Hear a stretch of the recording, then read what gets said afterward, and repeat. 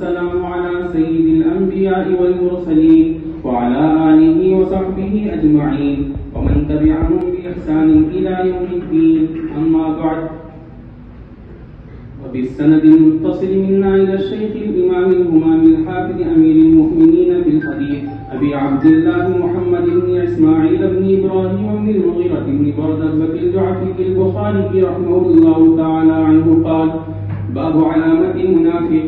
وبه قال حدثنا سليمان أبي الربيع قال حدثنا إسماعيل بن جعفر قال حدثنا نافع بن مالك بن أبي عامر أبو سهيل عن أبي هريرة رضي الله عنه عن النبي صلى الله عليه وسلم قال: آية المنافق ثلاث: إذا حدث كذب وإذا وعد أخلف وإذا اؤتمن خان. وبه قال حدثنا قبيصة بن عقبة قال حدثنا سفيان عن الأعمش عن عبد الله بن مرة عن مسروق عن عبد الله بن عمرو أن النبي صلى الله عليه وسلم قال: 4 من كن فيه كان منافقا خالصا، ومن كانت فيه خصلة منهن كانت فيه خصلة من النفاق حتى يدعاها: إذا اؤتمن خان وإذا حدث كذب وإذا عاهد غدر وإذا خاصم فجر. تابعه شعبة عن الأعمش.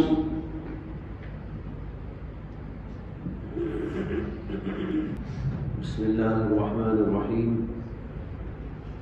الحمد لله رب العالمين، والصلاة والسلام على أشرف الأنبياء وسيد المرسلين وعلى آله وصحبه أجمعين ومن تبعهم بإحسان في كل زمان ومكان إلى يوم الدين. أما بعد، باب علامت المنافق. یہ باب ہے منافق کی علامتوں کا. اس میں نفاق یا منافق کی علامتوں کا تذکرہ ہے. لفظ منافق ظاہر ہے کہ نفاق سے بنا ہے، اور لفظ نفاق اس کے ماخذ کے اندر 2 قول ہیں. بعض حضرات یہ کہتے ہیں کہ یہ نفق کے لفظ سے بنا ہے، اور نفق کے معنی آتے ہیں سرنگ.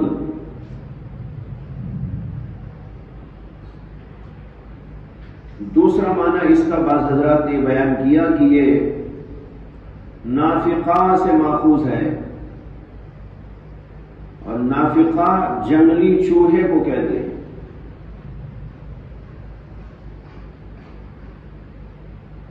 کہا جاتا ہے کہ جنگلی چوہا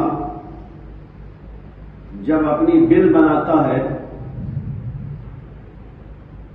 تو اس کے 2 طرف منہ رکھتا ہے، ادھر بھی اور ادھر بھی. ایک جانب کا منہ تو اسے نظر آتا ہے، ایک جانب کا منہ تو نظر آتا ہے جس سے وہ عام طور پر آتا جاتا ہے، اور دوسری جانب کا جو منہ ہوتا ہے وہ مستور اور اس طرح رکھتا ہے کہ عام لوگوں کو یا کسی شکاری کو نظر نہ آئے. اگر کبھی یہ شکاری کے ہاتھ لگتا ہے تو جو منہ نظر آ رہا ہے وہاں سے گھس جاتا ہے. شکاری سمجھتا ہے کہ یہ تو اسی بل میں ہے، پکڑنا آسان ہے، لیکن جو ادھر منہ بنا کے رکھا ہے وہ ادھر سے نکل جاتا ہے اور یہ تلاشی میں رہ جاتا ہے. یہ اس کے بل کی خصوصیت ہے. کہتے ہیں کہ اسی لفظ نافقہ سے نفاق بنا ہے اور اسی سے منافق بنا ہے. یہ تو اس کے لغوی معنی کی تحقیق ہوئی. اصطلاح میں نفاق کے معنی آتے ہیں اختلاف الظاہر والباطن، ظاہر اور باطن کا اختلاف. آدمی ظاہر میں کچھ ہو اور باطن میں کچھ ہو، ظاہر میں سچا نظر آ رہا ہو لیکن باطن کے اندر بالکل جھوٹا ہو، ظاہر میں نیک نظر آ رہا ہو لیکن اس کے اندرونی اعمال ایسے ہو کہ وہ اللہ کی نظر میں بالکل بے ایمان ہو. بدکار ہو، غلط کار ہو، اس کو کہتے ہیں نفاق، ظاہر اور باطن کا اختلاف۔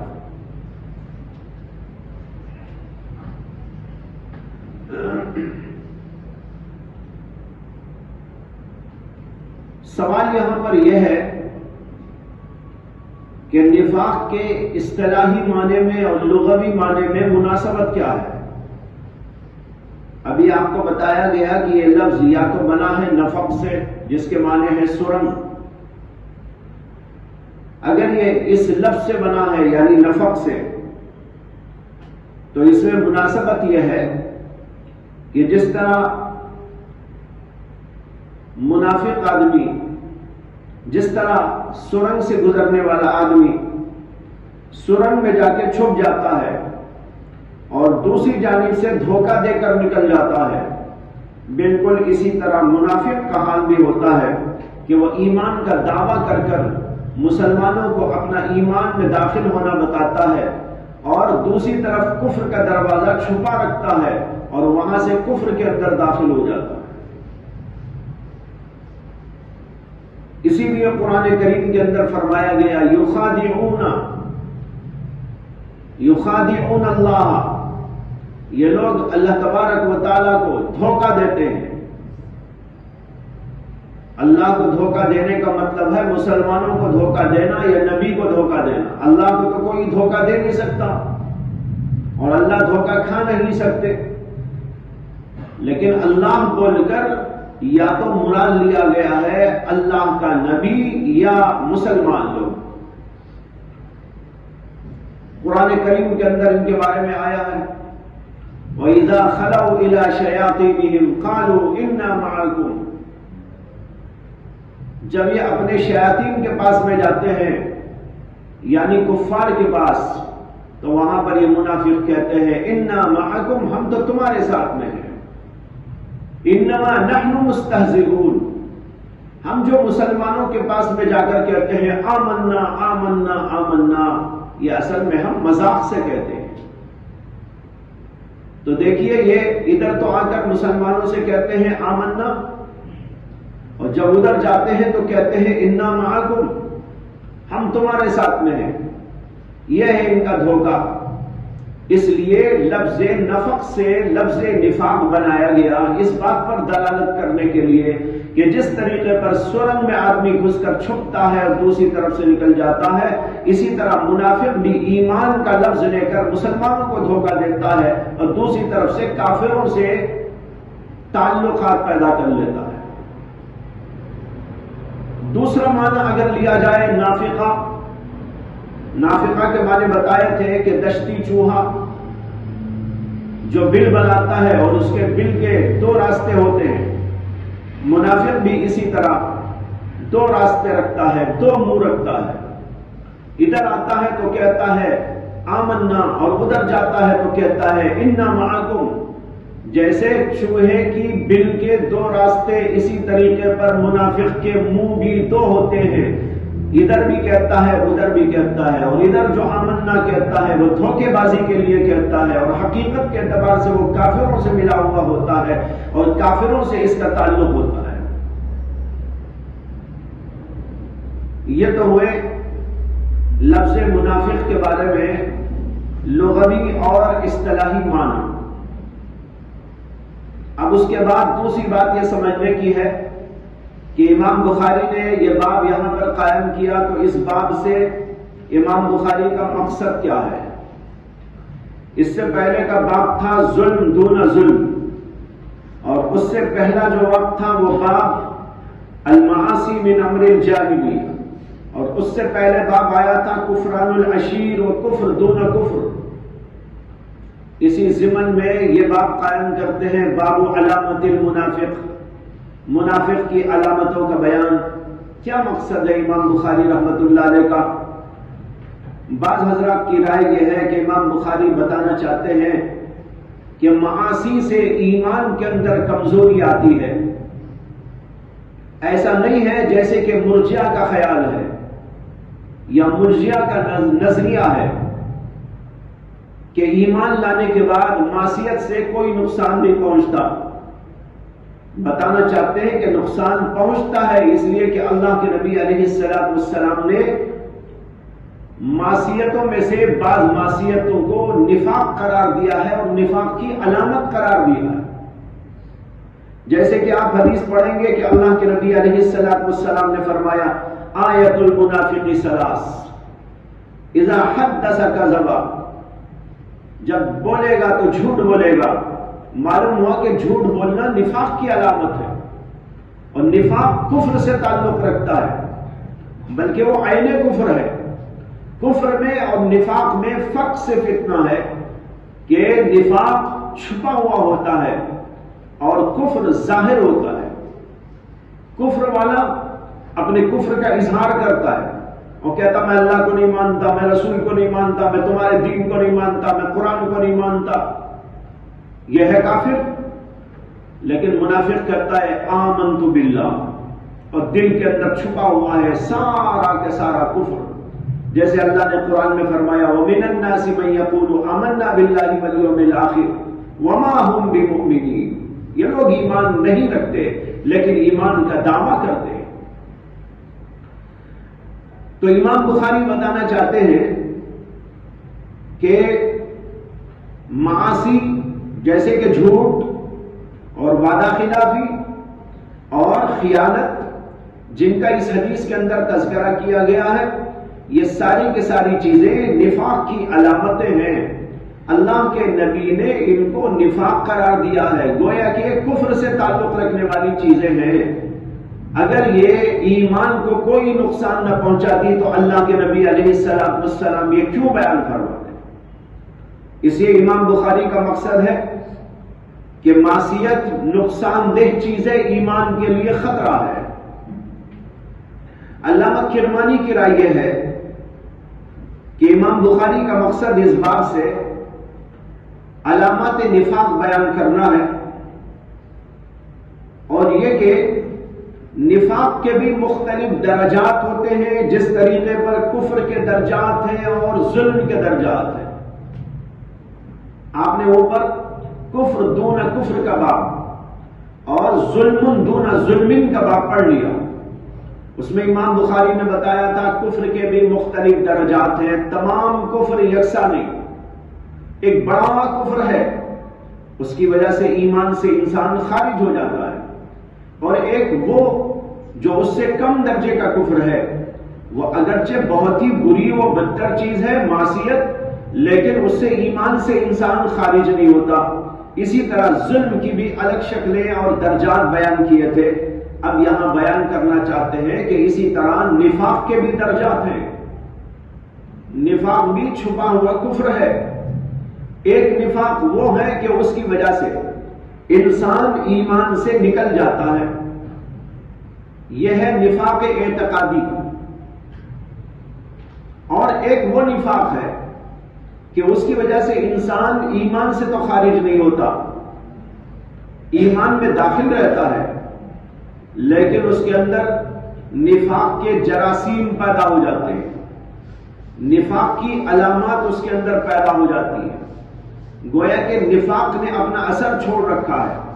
اگرچہ ہم اس کو کافر تو نہیں کہیں گے، منافق تو نہیں کہیں گے، لیکن اس کے اعمال اور اس کے اطوار اور اس کے طریقے یہ بتاتے ہیں کہ اس کے اندر نفاق کے جرثومے پیدا ہو گئے. تو علامہ کرمانی کی یہ رائے ہے کہ امام بخاری کا مقصد درجات نفاق بیان کرنا ہے، کہ ایک درجہ نفاق کا اعتقادی نفاق کا درجہ ہے جس سے آدمی ایمان سے نکل جاتا ہے، اور ایک درجہ اس سے کم ہے، اس سے انسان ایمان سے نہیں نکلتا لیکن بہرحال بڑا بدترین انسان ہو جاتا ہے. اس سلسلے میں تیسری رائے یہ ہے کہ اس سے امام بخاری کا مقصود مرجئہ کا رد ہے، جو معصیت کو مضر نہیں بتاتے. ان کے رد کے لیے امام بخاری نے باب قائم کر کے بتایا کہ معصیتوں کو اللہ کے نبی علیہ السلام نے نفاق قرار دیا ہے. معلوم ہوا کہ یہ مضر چیز ہے، تمہارا اس کو مضر نہ سمجھنا غلط ہے. یہ تین چیزیں ہیں جو اس سلسلے میں شراح نے بیان کی۔ اب اس کے بعد جو حدیث اس باب کے اندر امام بخاری لائے ہیں اس کو دیکھیے۔ یہ حدیث ہے حضرت ابو ہریرہ رضی اللہ تعالیٰ عنہ کی۔ اس باب میں دو حدیثیں ہیں، ایک حدیث حضرت ابو ہریرہ کی اور دوسری حدیث حضرت عبداللہ ابن عمرو ابن عاص کی۔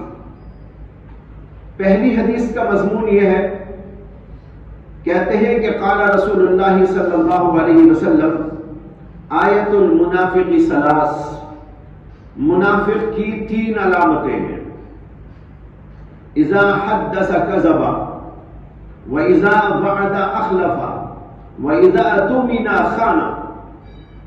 ایک علامت یہ ہے کہ جب بات کرے گا تو جھوٹ بولے گا، حدث مانے بات چیت کرنا، تحدیث، محادثہ، اذا حدث کذب جب بولے گا تو جھوٹ بولے گا، اور جب وعدہ کرے گا تو وعدے کی خلاف ورزی کرے گا، اور جب اس کے پاس امانت رکھی جائے وَإِذَا اؤْتُمِنَ، یہ مجہول کا صیغہ ہے، جب اس کے پاس امانت رکھی جائے، خانہ تو امانت میں خیانت کرے گا۔ یہ پہلی حدیث کے اندر آیا۔ اور دوسری حدیث حضرت عبداللہ بن عمرو بن عاص سے ہے، وہ کہتے ہیں کہ ان النبی صلی اللہ علیہ وسلم قال اربع من کن فیہ کان منافقا خالصا۔ چار چیزیں ایسی ہیں کہ جس آدمی کے اندر وہ ہو وہ خالص منافق ہوگا۔ اربع من کن فی، چار چیزیں ہیں جس آدمی کے اندر ہو وہ، یہ کنہ کی ضمیر اربعون کی طرف جا رہی ہے، کنہ کی ضمیر اربعون کی طرف، اور فی ہی میں ہی کی ضمیر من کی طرف۔ چار چیزیں ہیں کہ جس آدمی کے اندر وہ چار باتیں ہوں، کانا منافقا خالصا، تو وہ خالص اور پکا منافق ہوگا۔ ومن کانت فیہ خصلۃ منہن، اور جس آدمی کے اندر ان میں سے کوئی ایک خصلت اور ایک علامت پائی جائے، کانت فیہ خصلۃ من النفاق، تو اس کے اندر نفاق کی خصلتوں میں سے ایک خصلت پائی جائے گی، حتی یدعھا، یہاں تک کہ وہ اس خصلت سے دور ہو جائے، اس کو چھوڑ دے۔ وہ کیا علامتیں ہیں؟ چار۔ فرمایا اذا اؤتمن خان، یہ بات پہلی حدیث میں بھی گزر گئی۔ وَإِذَا حَدَّثَ كَذَبَ، یہ بھی پہلی حدیث کے اندر گزر گئی۔ وَإِذَا عَاهَدَ غَدَرَ، اور جب معاہدہ کرے، کسی بات کا ایک سے معاہدہ اور وعدہ کرے، غدر تو غداری کرے، غداری کرنا، وعدہ نہ نبھانا، معاہدے کو توڑ دینا، یہ علامت بیان کی یہاں پر۔ یہ علامت پہلی والی حدیث کے اندر موجود نہیں ہے۔ وَإِذَا خَاصَمَ فَجَرَ، اور جب جھگڑا کرے گا تو گالی بکے گا، جب جھگڑا کرے گا، خاصم فجر، فجر مانے گالی بکنا، یہ علامت بھی پہلی حدیث کے اندر موجود نہیں ہے۔ یہ ہیں چار علامتیں جو اس حدیث کے اندر بیان فرمائی گئی۔ پہلی حدیث کے اندر تین علامتوں کا ذکر ہے، اور دوسری حدیث کے اندر چار علامتوں کا ذکر کیا گیا ہے۔ سوال یہ پیدا ہوتا ہے کہ دونوں کے اندر تعارض ہے۔ ایک سوال تو یہ ہے اس حدیث میں، دوسرا سوال یہاں پر یہ ہے کہ پہلی حدیث کے اندر یوں آیا آیت المنافق ثلاث، اس کے اندر آیت المنافق واحد کا صیغہ ہے،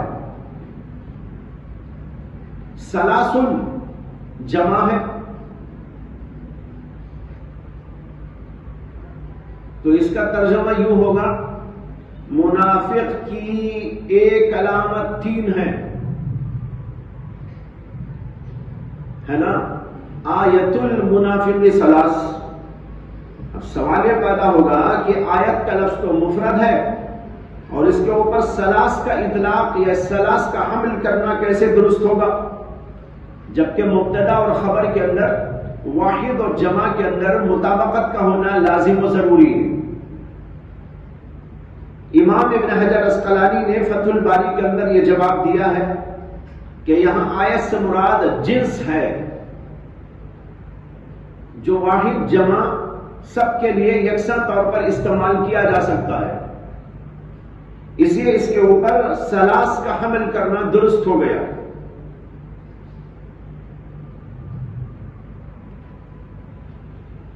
اور بعض علماء نے یہ جواب دیا ہے کہ یہاں آیت المنافقی سلاس کہنے کا مطلب یہ ہے کہ یہ تینوں کی تینوں نشانیاں اور علامتیں مل ملا کر نفاق کی ایک علامت ہے۔ یہ تینوں مل ملا کر نفاق کی ایک علامت ہے، لیکن یہ جواب کچھ خاص جواب نہیں ہے، پہلا جواب زیادہ بہتر ہے۔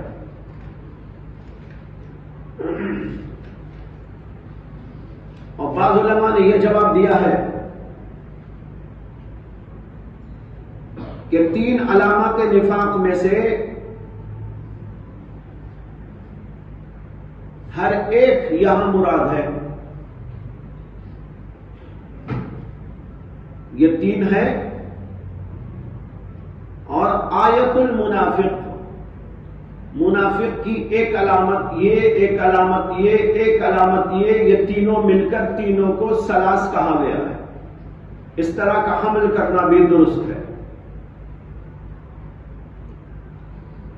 یہ تو پہلے اشکال کا جواب ہوا آیت کے اوپر۔ یہاں پر دوسرا اشکال یہ ہے، جیسے عرض کیا گیا کہ پہلی حدیث کے اندر تو 3 کا ذکر ہے اور دوسری حدیث کے اندر 4 کا۔ یہ 4 میں اور 3 میں تعارض ہے۔ اگر آیتیں نشانیاں 3 ہیں منافق کی تو 4 نہیں ہو سکتی، 4 ہے تو 3 نہیں ہو سکتی۔ اس کے متعدد جوابات دیے گئے۔ ایک جواب یہ دیا گیا ہے کہ اللہ کے نبی علیہ السلام کو پہلے منافق کی 3 علامتوں کا علم دیا گیا، آپ نے اس کو بیان فرمایا، اور پھر اس کے بعد آپ کو 4 باتوں کا علم دیا گیا تو آپ نے 4 کا تذکرہ فرمایا۔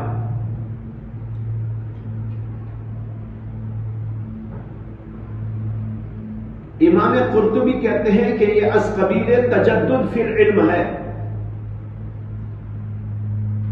از قبیل تجدد فی العلم، یعنی پہلے ایک بات بتائی گئی اور اس میں مزید بعد میں اور اضافہ کر دیا گیا۔ ایسا ہوتا ہے کہ اللہ کے نبی علیہ السلام کو پہلے ایک بات بتائی گئی تھی، پھر مزید علم آپ کو دیا گیا، آپ نے پھر وہ بات ارشاد فرما دی، جیسا جیسا علم آتا رہا ویسا ویسا آپ بیان کرتے رہے۔ دوسرا جواب یہ دیا گیا ہے کہ اصل میں تو 3 ہی علامتیں، اور جو چوتھی علامت اس حدیث کے اندر ایک مزید بیان کی گئی ہے وہ دراصل نفاق کو بڑھانے والی خصلت ہے، الگ سے کوئی خصلت نہیں ہے۔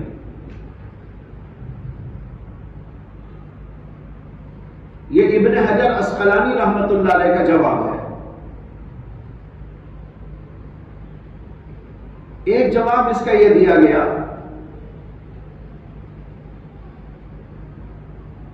کہ 3 اور 4 کے اندر کوئی انحصار نہیں ہے، بلکہ علامات تو بہت ساری ہیں، ان میں سے ایک دفعہ اللہ کے نبی نے 3 علامتوں کا ذکر کیا اور پھر کسی اور موقع پر 4 کا ذکر کیا،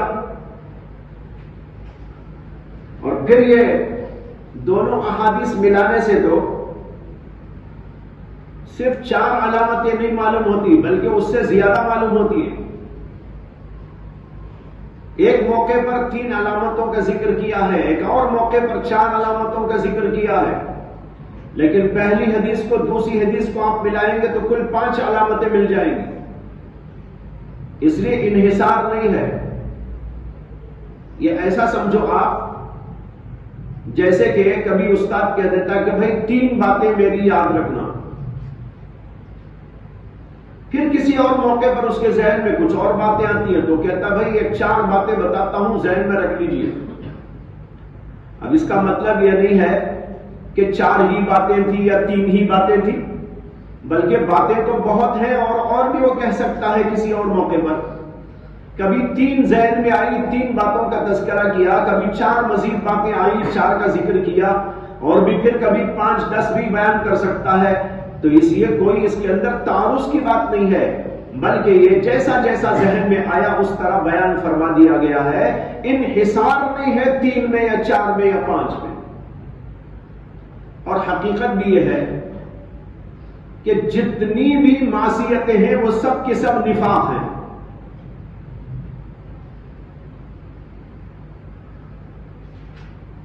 اس لیے کہ ان کا رشتہ تو کفر سے ہے، اور جس بات کا رشتہ کفر سے ہو اسی بات کا رشتہ نفاق سے بھی ہوگا. اسے کہ نفاق میں اور کفر میں اتنا ہی تو فرق ہے کہ ایک چھپا ہوا ہے ایک کھلا ہوا ہے، باقی حقیقت ایک ہی ہے. انکار وہاں بھی ہے، انکار یہاں بھی ہے، تکذیب وہاں بھی ہے، تکذیب یہاں بھی ہے. اللہ اور رسول کا استہزاء وہاں بھی ہے اور اللہ اور رسول کا استہزاء یہاں بھی ہے. تو ساری باتیں ایک ہے، بس اتنا ہے کہ ایک چھپا ہوا ہے ایک کھلا ہوا ہے. اور اوپر آپ نے باب پڑھ لیا المعاصی من امر الجاہلیہ. امام بخاری نے کہا تمام کی تمام معصیتیں، تمام کے تمام گناہ وہ سب کے سب جاہلیت سے تعلق رکھنے والی چیز ہیں، یعنی کفر سے تعلق ہے ان کا.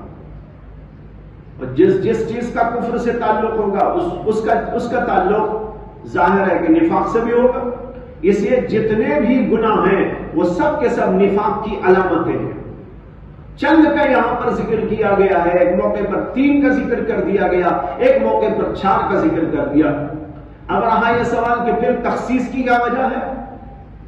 جبکہ تمام کے تمام گناہ نفاق کی علامت ہے، تو پھر 3 یا 4 میں منحصر کر کے یا ان کی تخصیص کر کے کیوں بتایا گیا؟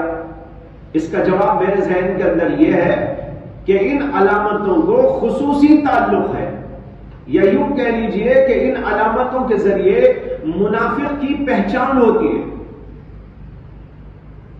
صرف پہچان کی وجہ سے ان کو بیان کیا گیا کہ یہ علامت نفاق ہیں. باقی جتنے اور گناہ ہیں وہ بھی معصیت ہونے کی وجہ سے نفاقی سے ان کا تعلق ہے، نفاق کی علامتیں ہیں. لیکن منافق کو پہچاننے کے لیے جتنا زیادہ یہ علامتیں کارگر ہیں، اس لیے کہ کھلی ہوئی چیزیں ہیں، دوسری اتنی کھلی ہوئی نہیں ہے. اس لیے اللہ کے رسول علیہ السلام نے چند کا یہاں پر ذکر فرمایا.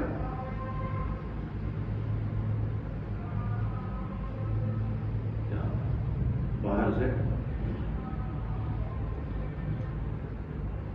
بعض علماء نے ایک نقطہ یہاں پر بیان کیا ہے جس سے یہ اندازہ ہوتا ہے کہ اللہ کے نبی علیہ السلام نے یہاں پر 3 علامتوں کا 4 علامتوں کا ذکر کیا ہے تو ایک خاص وجہ سے ذکر کیا.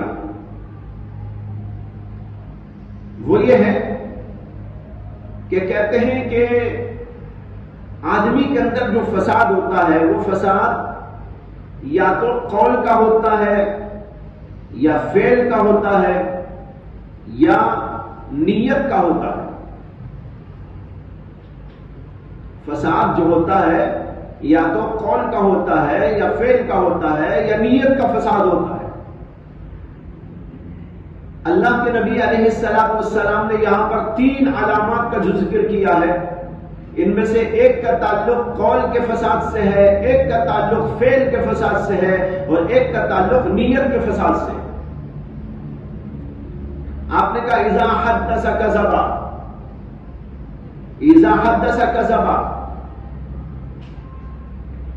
قول کے فساد کی طرف اشارہ ہے کہ منافق کی علامتوں میں سے ایک علامت یہ ہے کہ وہ جب بولتا ہے تو جھوٹ بولتا ہے، یہ اس کی زبان کا فساد ہے، ورنہ تو وہ اوپر سے نیچے تک کڑوا ہی کڑوا ہے. منافق جو ہوتا ہے وہ اوپر سے نیچے تک کڑوا ہی کڑوا ہے. ان میں سے ایک کڑواہٹ اس کی زبان کی ہے، ایک کڑواہٹ اس کے فعل کی ہے، ایک کڑواہٹ اس کی نیت کی ہے. اللہ کے نبی علیہ السلام نے اس کے قول کی کڑواہٹ اور قول کے فساد کا ذکر کیا، اذا حدث کذب، اور دوسری حدیث کے اندر اذا خاصم فجر بھی اسی کی دلیل ہے. جب بولے گا تو، جب جھگڑے گا تو گالی بکے گا. ایک تو ہے بھائی اختلاف کا ہونا، اختلاف تو ہو جاتا ہے، آپ میں بھی کبھی ہو جاتا ہے، اساتذہ میں بھی ہو جاتا ہے، لیکن اس کا مطلب یہ نہیں ہے کہ آدمی جب جھگڑے پہ آئے تو گالی بکنے لگے. یہ گالی بکنا زبان کا فساد ہے. تو پہلی حدیث کے اندر، دوسری حدیث کے اندر اذا حدث کذب، اور دوسری حدیث کے اندر اذا خاصم فجر، یہ اشارہ ہے اس کی زبان کیا فساد، زبان کی فساد کا. اور اس کے فعل کے فساد کا ذکر کیا ہے دوسری بات میں، اور وہ ہے اذا اؤتمن خان، جب اس کے پاس امانت رکھی جاتی ہے تو خیانت کر بیٹھتا ہے. غصب کر لینا، مال دبا لینا، دوسروں کو تکلیف پہنچا دینا.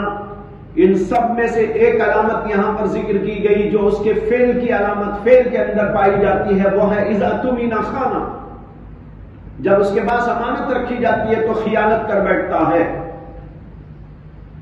اور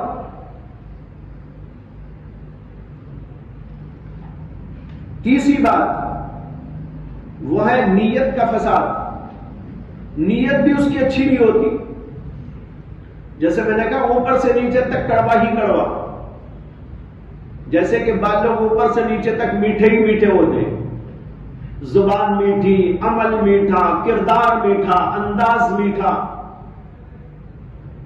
مجھے بات یاد آ گئی، ہمارے شیخ و مرشد حضرت مولانا مفتی مظفر حسین صاحب رحمت اللہ علیہ جب یہاں بنگلور تشریف لائے تھے، اور اسی وقت میں اس مدرسے میں یہاں پر جگہ لی ہوئی تھی، اور ابھی مدرسہ یہاں منتقل نہ ہوا تھا، مدرسہ وہی تھا، اور دستار بندی کے جلسے کے لیے حضرت کو بلایا گیا تھا، اور وہاں پر 50-60 طلبہ کچھ تھے جن کی دستار بندی حضرت کے ہاتھوں سے ہوئی تھی.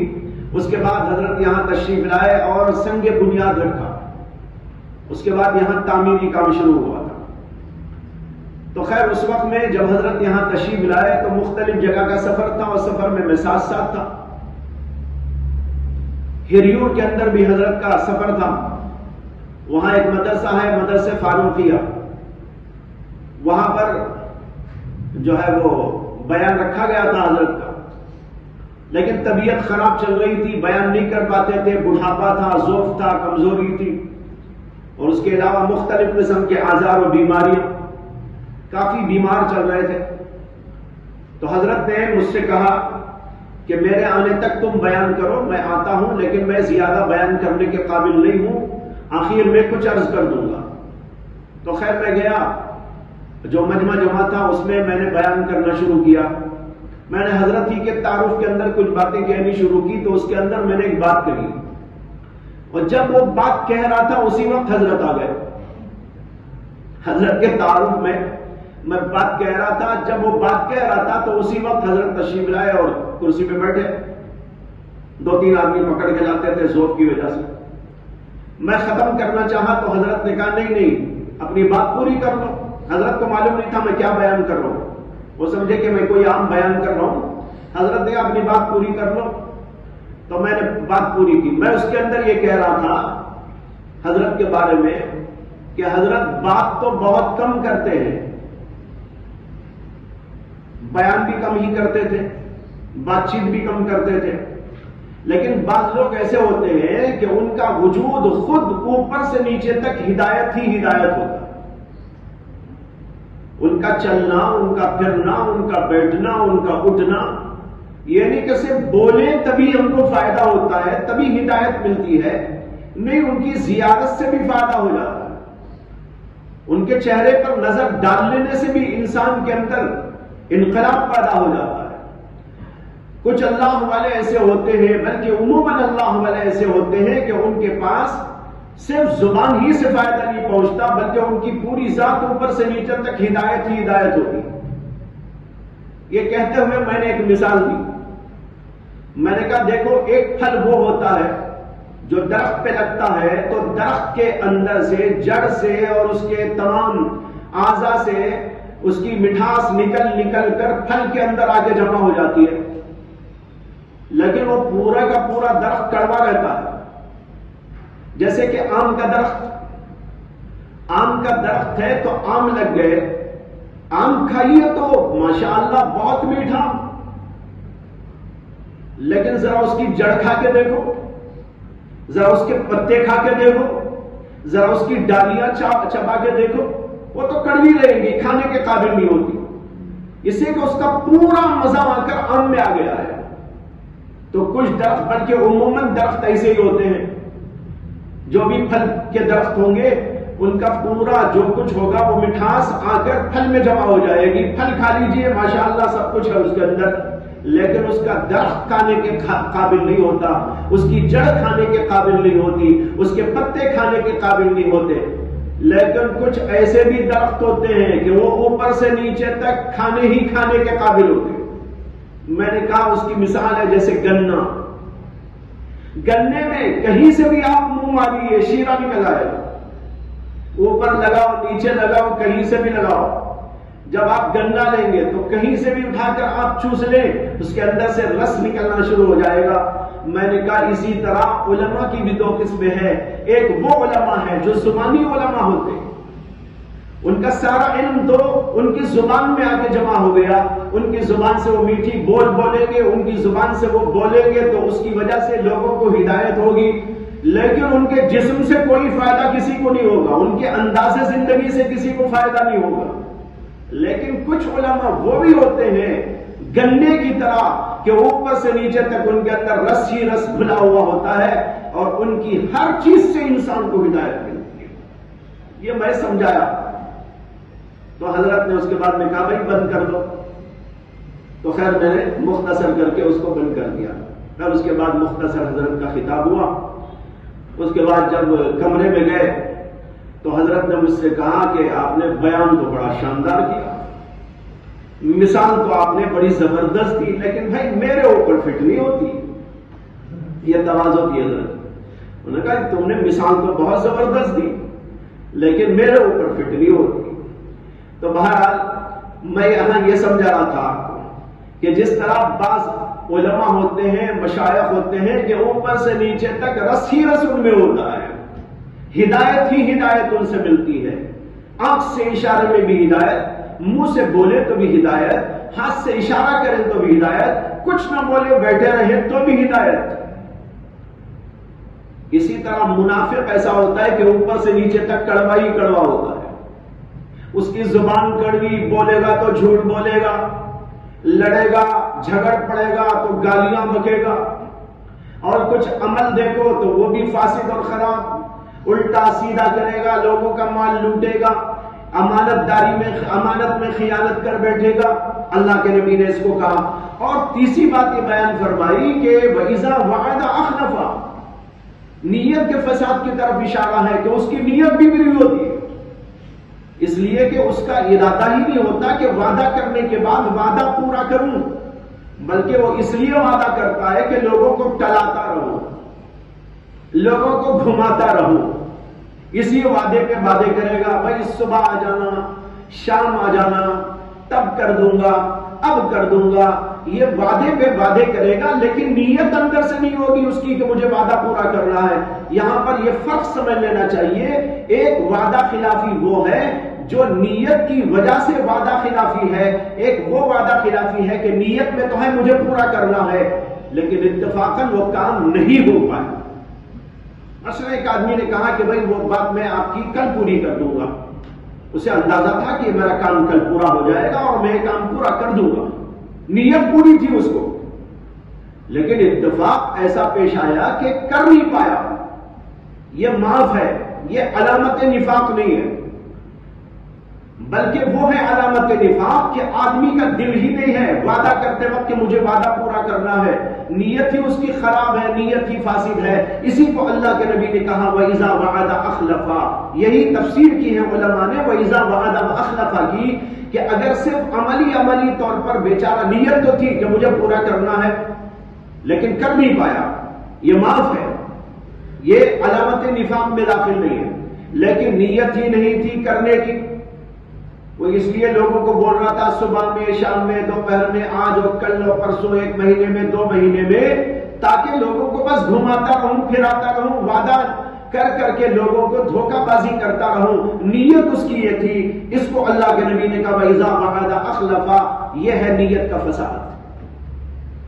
تو بھائی یہ اوپر سے نیچے تک کڑواہٹ، اس میں سے چند باتوں کی طرف اللہ کے نبی علیہ السلام نے اشارہ دیا، ایک عمل کا فساد، ایک قول کا فساد اور ایک نیت کا فساد، اور اس کی ایک ایک مثال دے دی ہے، اور ان میں سے آپ چاہیں تو ہزاروں مثالیں مل جائیں، زبان کے فساد کی ہزاروں مثالیں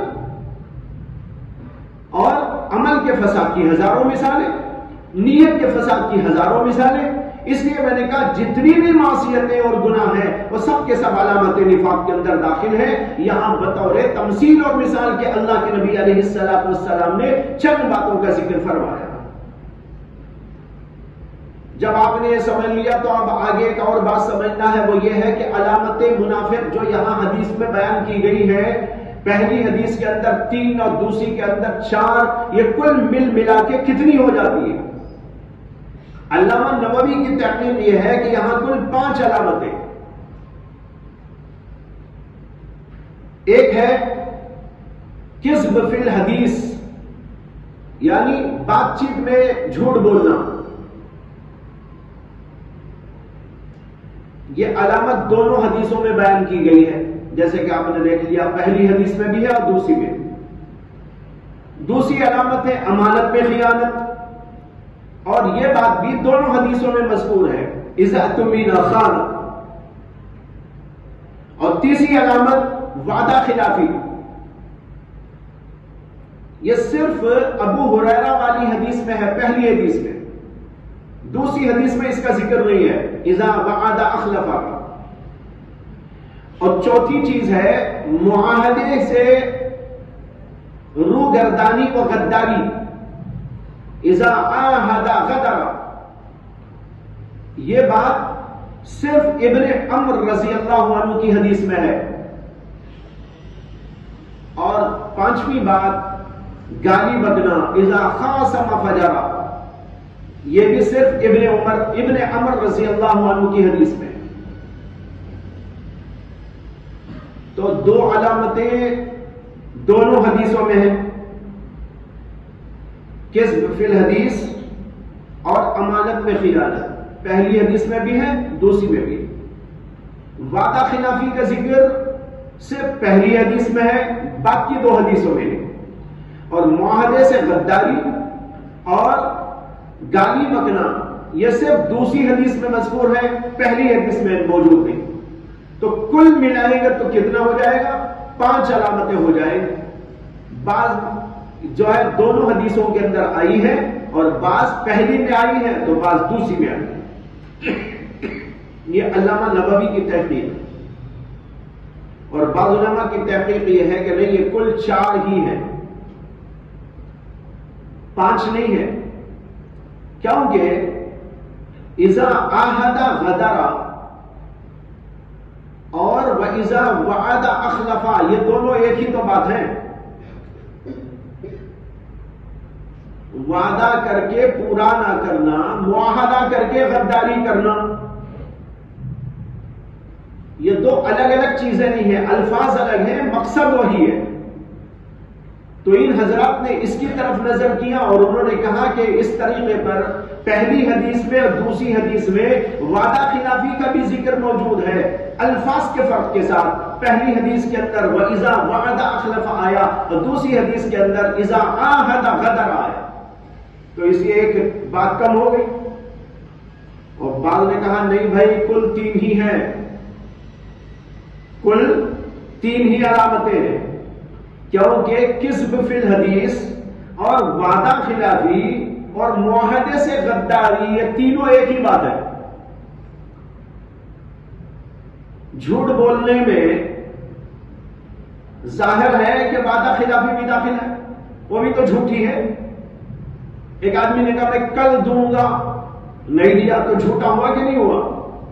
اسی طرح جب معاہدہ کرتے ہیں دو آدمی ایک بات کے اوپر اور معاہدے سے غداری کرے تو وہ بھی جھوٹ ہے۔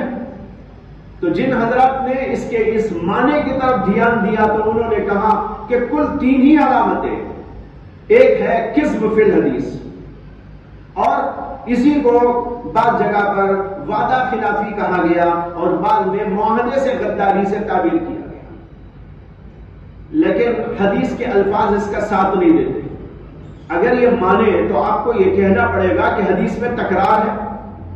پہلی ہی حدیث کے اندر اللہ کے نبی نے کہا اذا حدث کذب واذا وعد اخلف، تو ہم کو یہ ماننا پڑے گا کہ اللہ کے نبی علیہ السلام کے کلام کے اندر تکرار محض ہے، اسے کہ جب ایک ہی بات ہے وہ تو دو دفعہ کیوں بتایا اللہ کے نبی علیہ السلام؟ اور دوسری حدیث کے اندر اذا حدث کذب کے بعد واذا عاہد غدر ہے۔ اگر وہ ایک ہی بات ہے تو پھر اللہ کے نبی نے الگ الگ کیوں بیان کیا اس کو؟ اس سے صحیح بات یہی ہے کہ یہ کل 5 علامتیں ہیں۔ اب ان 5 علامتوں کی تھوڑی سی تشریح عرض کی جاتی ہے آپ کے سامنے، تاکہ ہمارے سامنے اس کی برائی اور اس کی حقیقت اچھی طرح آ جائے۔ یہ ایک علامت جو اس کے اندر بیان کی گئی ہے وہ ہے کذب فی الحدیث، جھوٹ بولنا۔ جھوٹ بولنا بدترین صفت ہے، کون نہیں جانتا؟ کافر بھی جانتا ہے، مومن تو مومن، ایک کافر بھی جانتا ہے کہ جھوٹ بولنا بڑی ہی بری بات ہے۔ آپ نے وہ حدیث پڑھی ہے بخاری کے اندر جس میں آیا تھا کہ ابو سفیان کو ہرقل بادشاہ نے بلایا تھا اللہ کے نبی علیہ السلام کے حالات دریافت کرنے کے لیے۔ لمبی چوڑی حدیث آپ نے پڑھی تھی بالکل ابتدا میں، اس کے اندر یہ آیا تھا کہ ابو سفیان کہتے ہیں میں رسول اللہ صلی اللہ علیہ وسلم پر جھوٹ بول دینا چاہتا تھا۔ جب وہ پوچھ رہا تھا اللہ کے نبی صلی اللہ علیہ وسلم کے بارے میں تو میں چاہ رہا تھا کہ یہاں ایک بات جھوٹی بول دوں، لیکن مجھے خیال ہوا کہ میرے ساتھی جو پیچھے بیٹھے ہوئے ہیں وہ کل جا کر لوگوں میں کہیں گے کہ ابو سفیان نے ایک بات جھوٹی کہی تھی، تو مجھے اچھا نہیں لگے گا کہ میری طرف جھوٹ کا انتساب ہو۔ کہتے ہیں اس لیے میں نے جھوٹ نہیں کہا، جو کچھ سچ تھا وہ بیان کر دیا۔ اب ذرا سوچنے کی بات ہے کہ ابو سفیان اس وقت میں کافر تھے، اور کافر ہونے کے ساتھ اللہ کے نبی صلی اللہ علیہ وسلم کے سخت ترین دشمن تھے۔ کئی جنگیں تو انہی کی وجہ سے برپا ہوئی، اتنے سخت ترین دشمن، لیکن اتنے برے کافر ہونے کے باوجود بھی جھوٹ کا انتساب اپنی طرف کرے، یہ بات ان کو پسند نہیں ہے۔ معلوم ہوا جھوٹ کو کوئی بھی انسان پسند نہیں کرتا، نہ مومن پسند کر سکتا ہے نہ کافر پسند کر سکتا ہے۔ مجھے قصہ یاد آ گیا کہ مومن جھوٹ نہیں بول سکتا۔ حدیث میں بھی آتا ہے اللہ کے نبی علیہ السلام نے فرمایا کہ مومن کبھی جھوٹ نہیں بول سکتا۔ ایک صحابی آئے تھے اللہ کے نبی علیہ السلام کی خدمت میں اور انہوں نے عرض کیا کہ یا رسول اللہ میرے اندر ایک بہت ہی بری علت ہے لیکن چھوٹتی نہیں ہے۔ فرمایا کہ کیا؟ کہا کہ وہ علت یہ ہے کہ شراب کا عادی ہوں، شراب کی لت نہیں چھوڑتی، بچپن سے پڑی ہوئی ہے، بہت چاہتا ہوں کہ نہ پیوں لیکن پینے سے باز نہیں رہ سکتا، احتیاط نہیں کر سکتا، کیا مجھے شراب پینے کی اجازت مل سکتی ہے؟ اللہ کے نبی علیہ السلام نے فرمایا کہ اچھا پی لینا لیکن جھوٹ نہیں بولنا۔ کہا کہ پی لینا لیکن جھوٹ نہیں بولنا۔ اب وہ صحابی واپس آ گئے، رات میں پینے کے عادی تھے، بوتل لے کے پینے کے لیے بیٹھے، خیال آیا کہ جب میں کل اللہ کے نبی علیہ السلام کی خدمت میں حاضری دوں گا، اللہ کے نبی علیہ السلام پوچھیں گے کہ شراب پی تھی؟ اگر میں پیوں گا تو بولنا پڑے گا پی تھی. تو اللہ کے نبی کے سامنے بیٹھ کر یہ کہنا کہ ہاں میں نے پیا تھا، یہ بہت ہی بری بات ہے. کیسے ہمت کروں اللہ کے نبی کے سامنے کہ میں نے پی تھی بولوں؟ اور اللہ کے نبی نے کہہ دیا جھوٹ نہیں بولنا، یہ وعدہ میں نے کر لیا ہے کہ جھوٹ نہیں بولنا ہے. ایسا بھی نہیں کر سکتا کہ پی لوں اور اللہ کے نبی کے سامنے جا کے جھوٹ بول دوں. جھوٹ تو بولنا نہیں ہے، سچ بولنا ہے. اور سچ بولتے ہوئے اللہ کے نبی کے سامنے مجھے کہنا پڑے گا کہ ہاں میں نے شراب پی. اور اللہ کے نبی کے سامنے یہ کہتے ہوئے بڑی شرم آئے گی. کیسے ڈوب مرنا اچھا ہے. اٹھا کے بوتل رکھ دی. دوسرا دن ہوا یہی قصہ، تیسرا دن ہوا یہی قصہ، یہاں تک کہ ان کی عادت ہی چھوڑ گئی. دیکھو جھوٹ نہ بولنے کا وعدہ کیا انہوں نے، اس کی وجہ سے ان کے اندر سے برائیاں نکل گئی. اللہ کے نبی علیہ السلام کہتے ہیں کہ ایک موقع کہ جو ایک مومن مختلف گناہ کر سکتا ہے لیکن جھوٹ نہیں بول سکتا. اس پر مجھے قصہ یاد آیا کہ آپ جو کتاب پڑھتے ہیں نور الانوار، اس کے مصنف ہیں ملا جیون رحمت اللہ علیہ. بہت بڑے زبردست عالم تھے اپنے زمانے کے، بے پناہ علم تھا، اصول کا علم بھی تھا، فروع کا علم بھی تھا. ان کی یہ کتاب ہی دیکھ لیجیے کتنے بڑے عالم تھے. اور اس زمانے سے آج تک علماء کے درمیان میں درس کے اندر داخل ہے، مدارس کے اندر پڑھائی جاتی ہے. اور اس کے ساتھ ان کی اور ایک کتاب بھی ہے، اس کا نام ہے التفسیرات الاحمدیہ، جو احکام کی آیتوں کی تفسیر ہے. 500 آیتیں ہیں جن میں اللہ نے احکام دیے ہیں. ان 500 آیات کی تفسیر انہوں نے لکھی اور اس کا نام رکھا التفسیرات الاحمدیہ. ان کا قصہ ہے. اور یہ تھے ملا جیون رحمت اللہ علیہ اورنگزیب عالمگیر رحمت اللہ علیہ کے استاد، بادشاہ کے استاد تھے. بادشاہ کو انہوں نے پڑھایا. اور عالمگیر بھی زبردست عالم تھے، بہت بڑے فقیہ تھے. قصہ یہ پیش آیا کہ ایک دن ان کے پاس کچھ لوگ آئے اور انہوں نے کہا ملا جیون کے پاس کہ حضرت ہم نے سنا ہے کہ عالمگیر جو آپ کے شاگرد ہیں، بادشاہ وقت ہیں، وہ جمنا کے اوپر کا پل اٹھا کر یہاں سے کسی اور جگہ منتقل کر دینا چاہتے ہیں. جمنا کے اوپر پل ہے، وہ پل اٹھا کر کسی اور جگہ منتقل کر دینا چاہتے ہیں. ہم اسی علاقے کے رہنے والے ہیں، اگر یہ پل یہاں سے اٹھ جائے گا تو ہمارے لیے آنے جانے کا بڑا مسئلہ پیش آ جائے گا، بڑی مصیبت کھڑی ہو جائے گی. اس لیے آپ سے درخواست کرنے کے لیے آئے ہیں کہ آپ اپنے شاگرد رشید سے کہہ دیجئے کہ وہ براہ کرم یہ پل جمنا کا یہاں سے نہ اٹھائیں. انہوں نے کہا ٹھیک ہے میں بات کروں گا. اس کے بعد دوسرے دن وہ پہنچ گئے سیدھے عالمگیر کے دربار میں. سارے لوگ پریشان ہو گئے. اس لیے پریشان ہو گئے کہ ان کا اصول یہ تھا کہ جب عالمگیر سے بات کرنی ہوتی تو عالمگیر کے پاس میں آدمی کو بھیجتے تھے کہ مجھے آپ سے بات کرنا ہے. تو عالمگیر خود ان کے گھر پہ تشریف لاتے تھے اور بات چیت کرتے تھے. بادشاہ ان کے پاس آتا تھا. اب یہاں الٹا ہو گیا کہ یہ خود نکل کر بادشاہ کے دربار میں اچانک پہنچ گئے. ڈولی پہ بیٹھ کے گئے اور ڈولی اتری. ڈولی سے اترے سارے لوگ پریشان. بادشاہ کو اطلاع دی گئی، سارا ہنگامہ سا ہو گیا کہ استاد محترم آ گئے. عالمگیر بھی پریشان ہوئے، فوراً تیار ہو کے آئے، بٹھایا ادب کے ساتھ. اور پھر اس کے بعد میں عرض کیا کہ حضرت آپ مجھے حکم دے دیتے میں خود آ جاتا. انہوں نے کہا بھائی بات ایسی تھی جو ارجنٹ بولنے کی تھی، بہت ضروری تھی اور بہت زیادہ جلدی سے کہنی. اگر میں آپ کو پیغام بھیجتا اس میں وقت لگتا، پھر آپ کو میرے پاس آنے میں تیاری کرنی پڑتی. بادشاہ تو یوں ہی اٹھ کے نہیں آ جائے گا نا، آئے گا تو اس کے سارے معاملات کو سلجھا کر اور اسے وقت نکال کر اپوائنٹمنٹ تیار کر کے آنا پڑتا ہے. انہوں نے کہا اس میں وقت لگ جاتا، ہو سکتا ہے 1 دن 2 دن 3 دن، آپ کو پتہ نہیں کب فرصت ملتی. اس لیے میں ہی خود چلا آیا کہ ارجنٹ آپ سے گفتگو. حضرت کیا بات ہے، کیا قصہ ہے؟ کہا کہ کچھ لوگ میرے پاس آئے تھے اور انہوں نے کہا کہ آپ جمنا کے اوپر کا پل اٹھا کر کسی اور جگہ منتقل کر دینا چاہتے ہیں، میں آپ کو یہ کہنے کے لیے آیا کہ ایسا نہ کریں، اگر آپ ایسا کریں گے تو ادھر کے لوگوں کو بڑی مصیبت آ جائے گی، وہ پھر آئیں گے کیسے، جائیں گے کیسے؟ یہ سن کر عالمگیر چکر میں آ گئے، پریشان ہو گئے. ارے عجیب و غریب بات ہے، کیا جمنا کا پل اٹھا کے کسی اور جگہ منتقل کر سکتے ہیں؟ وہ ٹوٹ تو سکتا ہے، منتقل تو نہیں ہو سکتا. یہ تو عجیب و غریب بات ہے. اور ہمارے حضرت اتنے بڑے علامت الدہر ہو کر یہ بات فرما رہے ہیں کہ میں یہ کام نہ کروں، یہ کام کون کر سکتا؟ ان کو ہنسی بھی آئی.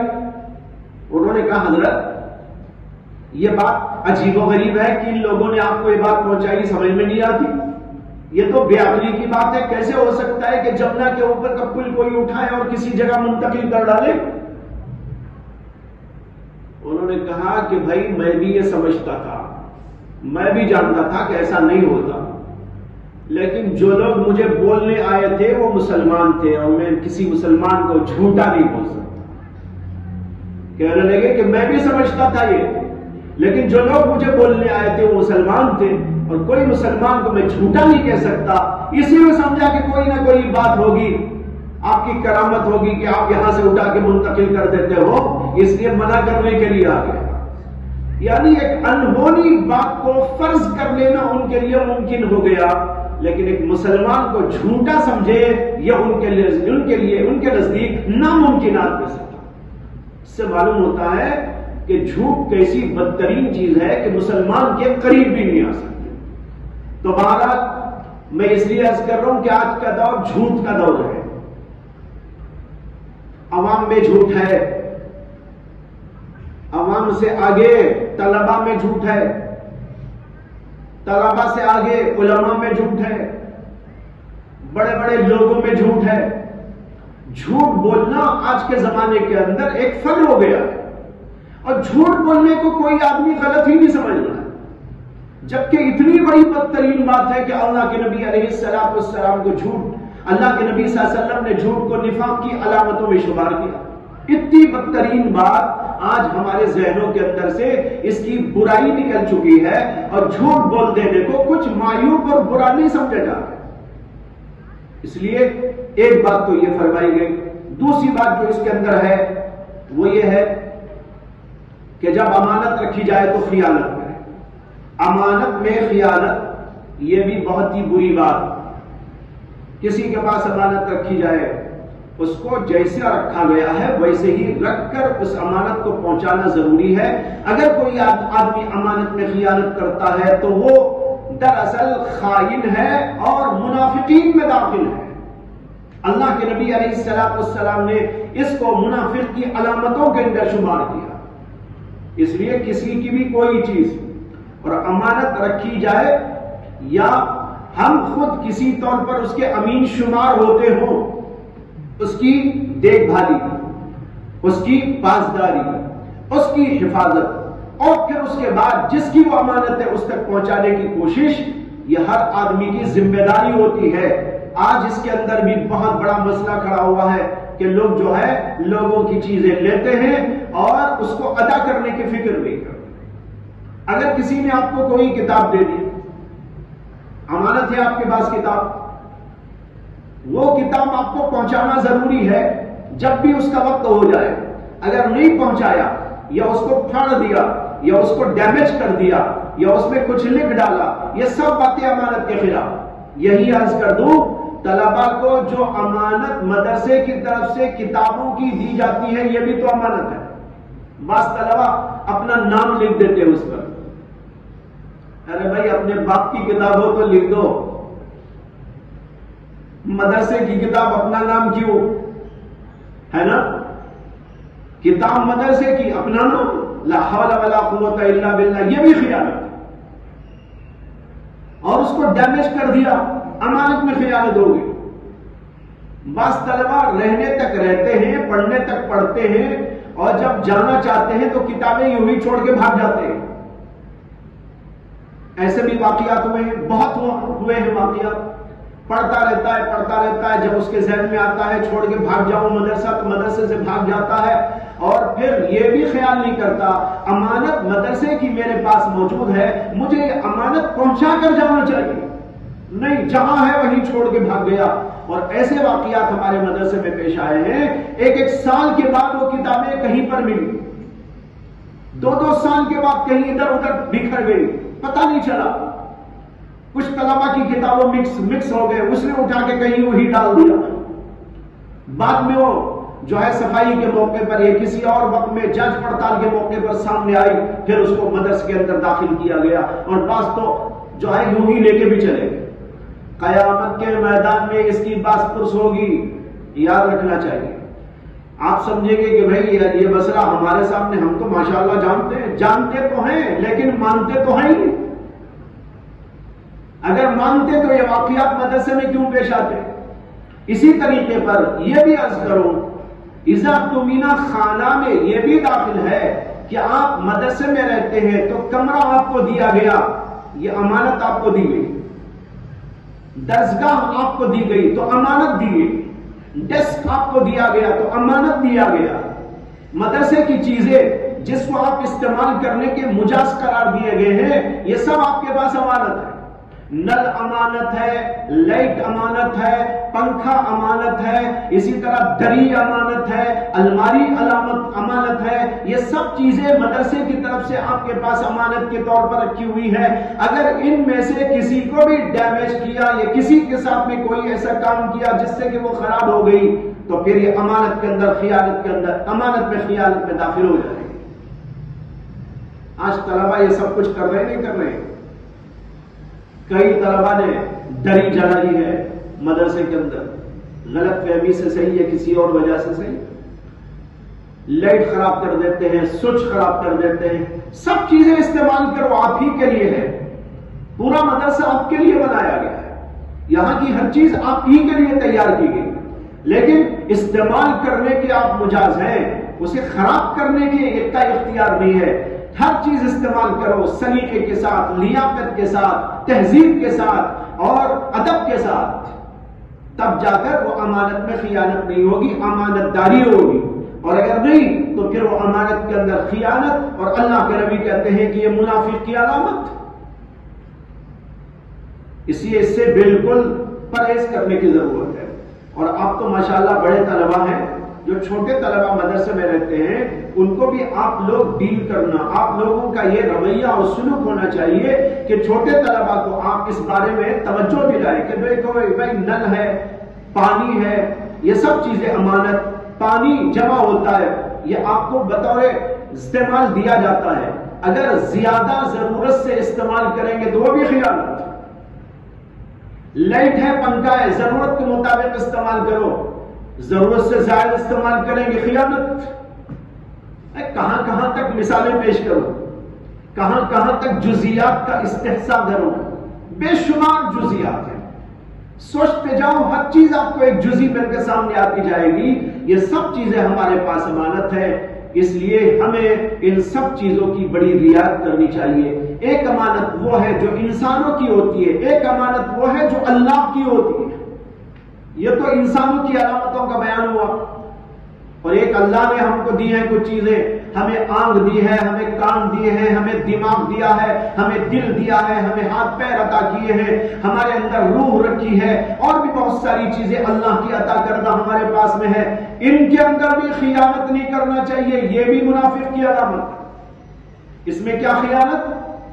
ایک آدمی آنکھ کا غلط استعمال کرے، وہاں نہیں کر رہا جہاں کرنا چاہیے، جہاں نہیں کرنا چاہیے وہاں کرتا ہے، یہ بھی خیانت۔ زبان کا استعمال جہاں کرنا وہاں نہیں کر رہا، جہاں نہیں کرنا وہاں کر رہا، یہ خیانت۔ دل کا استعمال جہاں کرنا ہے وہاں نہیں کرتا، غلط جگہ کرتا، یہ خیانت۔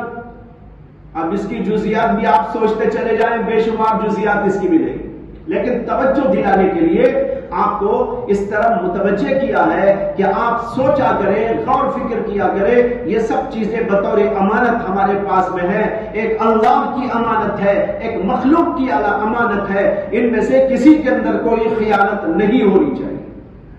اس کے بعد تیسری بات جو بیان کی گئی وہ ہے وَإِذَا وَعَدَ أَخْلَفَ، وعدہ خلافی۔ وعدہ خلافی بھی بڑی بدترین چیز ہے، نفاق کی علامت۔ حدیث میں آتا ہے کہ اللہ کے نبی علیہ السلام نے نبوت سے پہلے ایک آدمی سے وعدہ کیا تھا، ابھی آپ نبی نہیں بنائے گئے تھے، نبوت سے پہلے کا واقعہ۔ ایک صحابی اور آپ بازار تشریف لے گئے، کوئی خرید و فروخت کا معاملہ تھا۔ جو دیگر ساتھی تھے انہوں نے کہا کہ آپ یہیں کھڑے رہیں، میں گھر جا کر واپس آتا ہوں۔ کوئی ان کو چیز اٹھا کے لانی تھی۔ اللہ کے نبی علیہ السلام وہیں کھڑے رہے۔ آپ نے کہا ٹھیک ہے، تمہارے آنے تک میں یہیں کھڑا ہوں، یہ کہہ دیا تھا آپ نے۔ وہ ساتھی جو گئے بھولے، ایسے بھولے کہ انہیں یاد ہی نہیں رہا کہ میں نے یہ وعدہ کیا، بھول گئے آنے کو اور کام دھام میں لگ گئے۔ 3 دن کے بعد انہیں یاد آیا، 3 دن کے بعد اچانک یاد آیا کہ میں نے محمد صلی اللہ علیہ وسلم کو وہاں پر کھڑے ہونے کے لیے کہا تھا اور آنے کا وعدہ کیا تھا، لیکن میں جا نہیں سکا۔ ارے بھائی وہ آ گئے ہوں گے، گھر میں جا کے معافی مانگ لوں گا، چلو۔ اب وہ گھر گئے اللہ کے نبی علیہ السلام کے اور کہا کہ معلوم کیا، گھر والوں نے بتایا کہ 3 دن سے آپ گھر نہیں آئے۔ پریشان ہو کر وہیں پہنچے بازار، جہاں اللہ کے نبی کو کھڑا کیا تھا، 3 دن سے وہیں کھڑے ہوئے۔ آپ نے ان کو دیکھ کر کہا تم نے وعدہ کیا تھا کہ آؤں گا، اور میں نے کہہ دیا تھا تمہارے آنے تک میں یہیں کھڑا ہوں، اس لیے تمہارے آنے تک میں یہیں کھڑا ہوں، اب تک کھڑا ہوا ہوں، 3 دن سے گھر نہیں گیا۔ یہ واقعہ ان ساتھی نے بعد میں نبوت ملنے کے بعد اللہ کے نبی علیہ السلام پر وہ بھی ایمان لائے، وہ بھی صحابہ میں داخل ہے، انہوں نے بعد میں یہ واقعہ بیان کیا۔ یہ ہے وعدہ، وعدے کو یوں پورا کرنا چاہیے۔ اگر کوئی ایسی بات ہو جائے تو معافی مانگ لینا چاہیے کہ بھائی مجھ سے چوک ہو گئی، مجھ سے بھول ہو گئی۔ علماء کہتے ہیں وَإِذَا وَعَدَ أَخْلَفَ، جو یہاں پر کہا گیا ہے اس سے مراد یہ ہے کہ ایک آدمی کی نیت ہی یہ ہو کہ مجھے وعدہ پورا کرنا نہیں ہے۔ نیت کے فساد میں عرض کر دیا تھا، یہ نفاق کی علامت۔ ہاں ایک آدمی کو پورا یقین تھا اپنے طور پر کہ مجھے ایک کام کل پورا کر دینا ہے، نیت وہی تھی اس کی، لیکن اتفاق کچھ حالات ایسے پیش آ گئے کہ ہو نہیں سکا، یہ نفاق کی علامت نہیں۔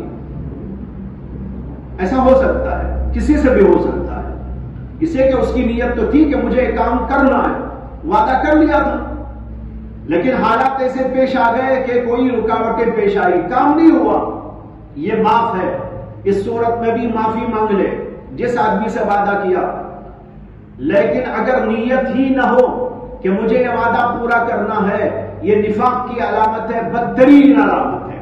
اس لیے وعدہ کرو، نیت رکھو کہ ہم یہ وعدہ پورا کریں گے، اللہ سے دعا بھی کرو کہ اللہ میں نے جو وعدہ کیا ہے اس وعدے کو پورا کرا دیجیے،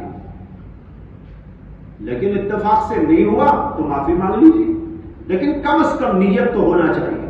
اگر نیت ہی میں فتور ہو، نیت ہی میں فساد و خلل ہو، یہ علامت ہے نفاق کی، اس کو اس کے اندر بیان کیا گیا۔ اور چوتھی بات اس کے اندر بیان کی گئی وَإِذَا عَاهَدَ غَدَرَ، جب کوئی معاہدہ کرتا ہے تو غداری کرتا ہے۔ وعدہ ایک عام چیز کا ہوتا ہے، معاہدہ خاص چیز کا ہوتا ہے، یہ فرق ہے دونوں میں۔ وعدہ تو کچھ بھی ہو سکتا، مثال کے طور پر بھائی میں 1 گھنٹے کے بعد آپ سے ملوں گا، آ کر وعدہ ہے، لیکن اسے معاہدہ نہیں کہتے۔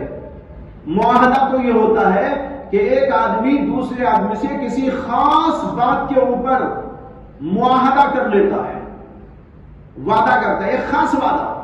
مثال کے طور پر مجھے آپ 1 لاکھ روپے دیجئے، 1 مہینے کے بعد میں 1 لاکھ دے دوں گا، یہ معاہدہ ہے۔ میں 1 گھنٹے کے بعد آ رہا ہوں، یہ معاہدہ نہیں ہے، یہ وعدہ ہے۔ وعدہ عام چیزوں میں ہوتا ہے، معاہدہ خاص چیزوں میں ہوتا ہے، بلکہ اتنے خاص میں ہوتا ہے کہ حکومتوں کا معاہدہ ہوتا ہے۔ انڈیا معاہدہ کر رہا ہے سعودی عرب سے، سعودی عرب معاہدہ کر رہا ہے انڈیا سے، بعض خاص باتوں کے اندر، خاص مسائل کے اندر، بڑے امور کے اندر، اس کو معاہدہ ہے۔ تو کسی بات کا معاہدہ کرے تو پورا کرنا لازم ہے.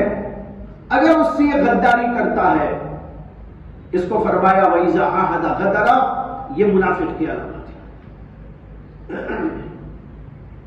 حضرت عمر رضی اللہ تعالیٰ عنہ کے بارے میں آتا ہے کہ ان کے سامنے ایک آدمی کو لایا گیا کسی جرم کی وجہ سے، تو حضرت عمر نے اس سے باس پرس کی.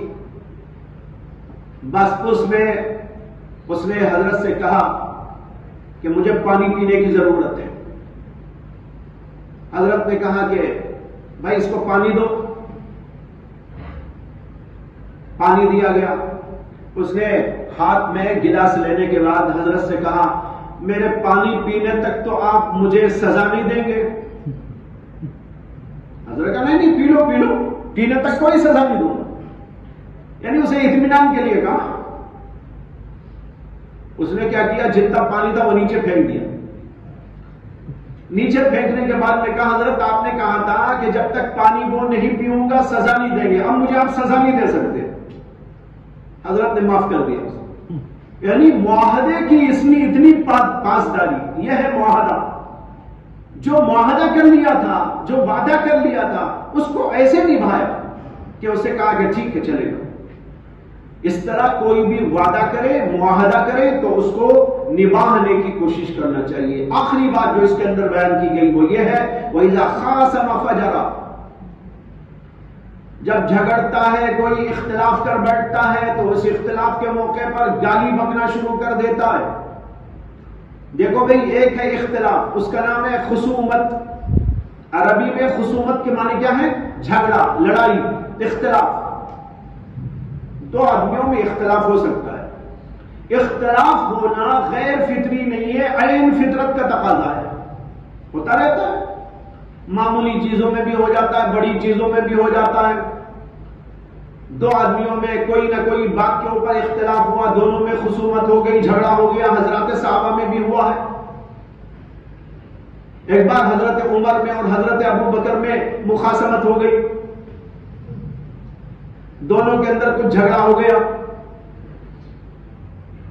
اور حضرت ابو بکر صدیق رضی اللہ تعالی عنہ نے کچھ بڑھ چڑھ کر بات کہہ دی حضرت عمر کو. حضرت عمر حضور اقدس صلی اللہ علیہ وسلم کی خدمت میں پہنچ گئے. پھر ابو بکر بھی پیچھے پیچھے آ گئے. اللہ کے نبی صلی اللہ علیہ وسلم نے کہا بھائی صدیق کو ایسا نہیں کرنا چاہیے تھا. آپ نے کہا صدیق کو ایسا نہیں کرنا چاہیے تھا. تو ایسا ہو جاتا ہے، کوئی بات نہیں.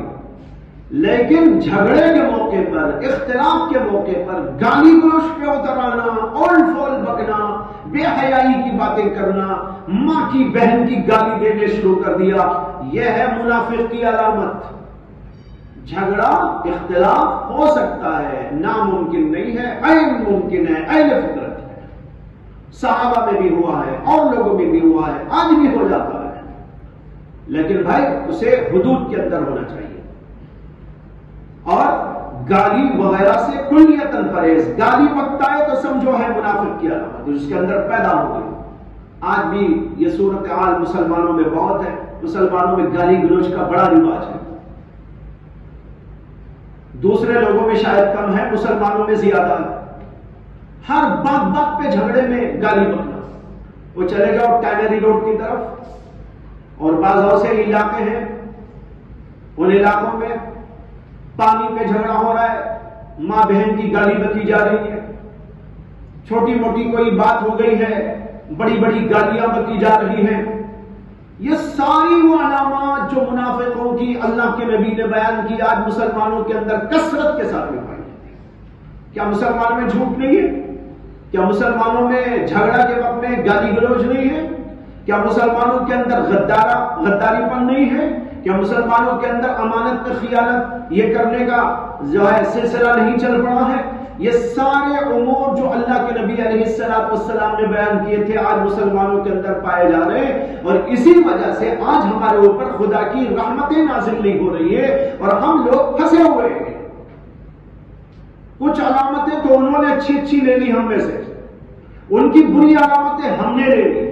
حضرت حکیم الامت مولانا اشرف علی تھانوی نور اللہ مرقدہ فرمایا کرتے تھے ہماری اچھی خصلتیں غیروں نے لے لی اور ان کی بری خصلتیں ہم نے لے لی، اور اللہ کا اصول یہ ہے کہ اللہ یہ نہیں دیکھتے کہ یہ آدمی میرا ہے کہ تیرا ہے، یہ دیکھتے ہیں کہ کون اچھا کر رہا ہے کون برا کر رہا ہے۔ جب ہم نے برا کرنا شروع کر ڈالا تو ہمارے اوپر وہی صورتحال پیدا ہو گئی، نکبت کی، مصیبت کی، پریشانی کی، اور ان لوگوں نے اچھائیاں لے لی، ان میں سچ آ گیا، ان کے اندر غداری پر نہیں، بہت سے امور کے اندر وہ ایسے ایسے کام کرتے ہیں کہ آدمی متاثر ہو جاتا ہے۔ میں آپ کو سناؤں، ہمارے ایک دوست ہیں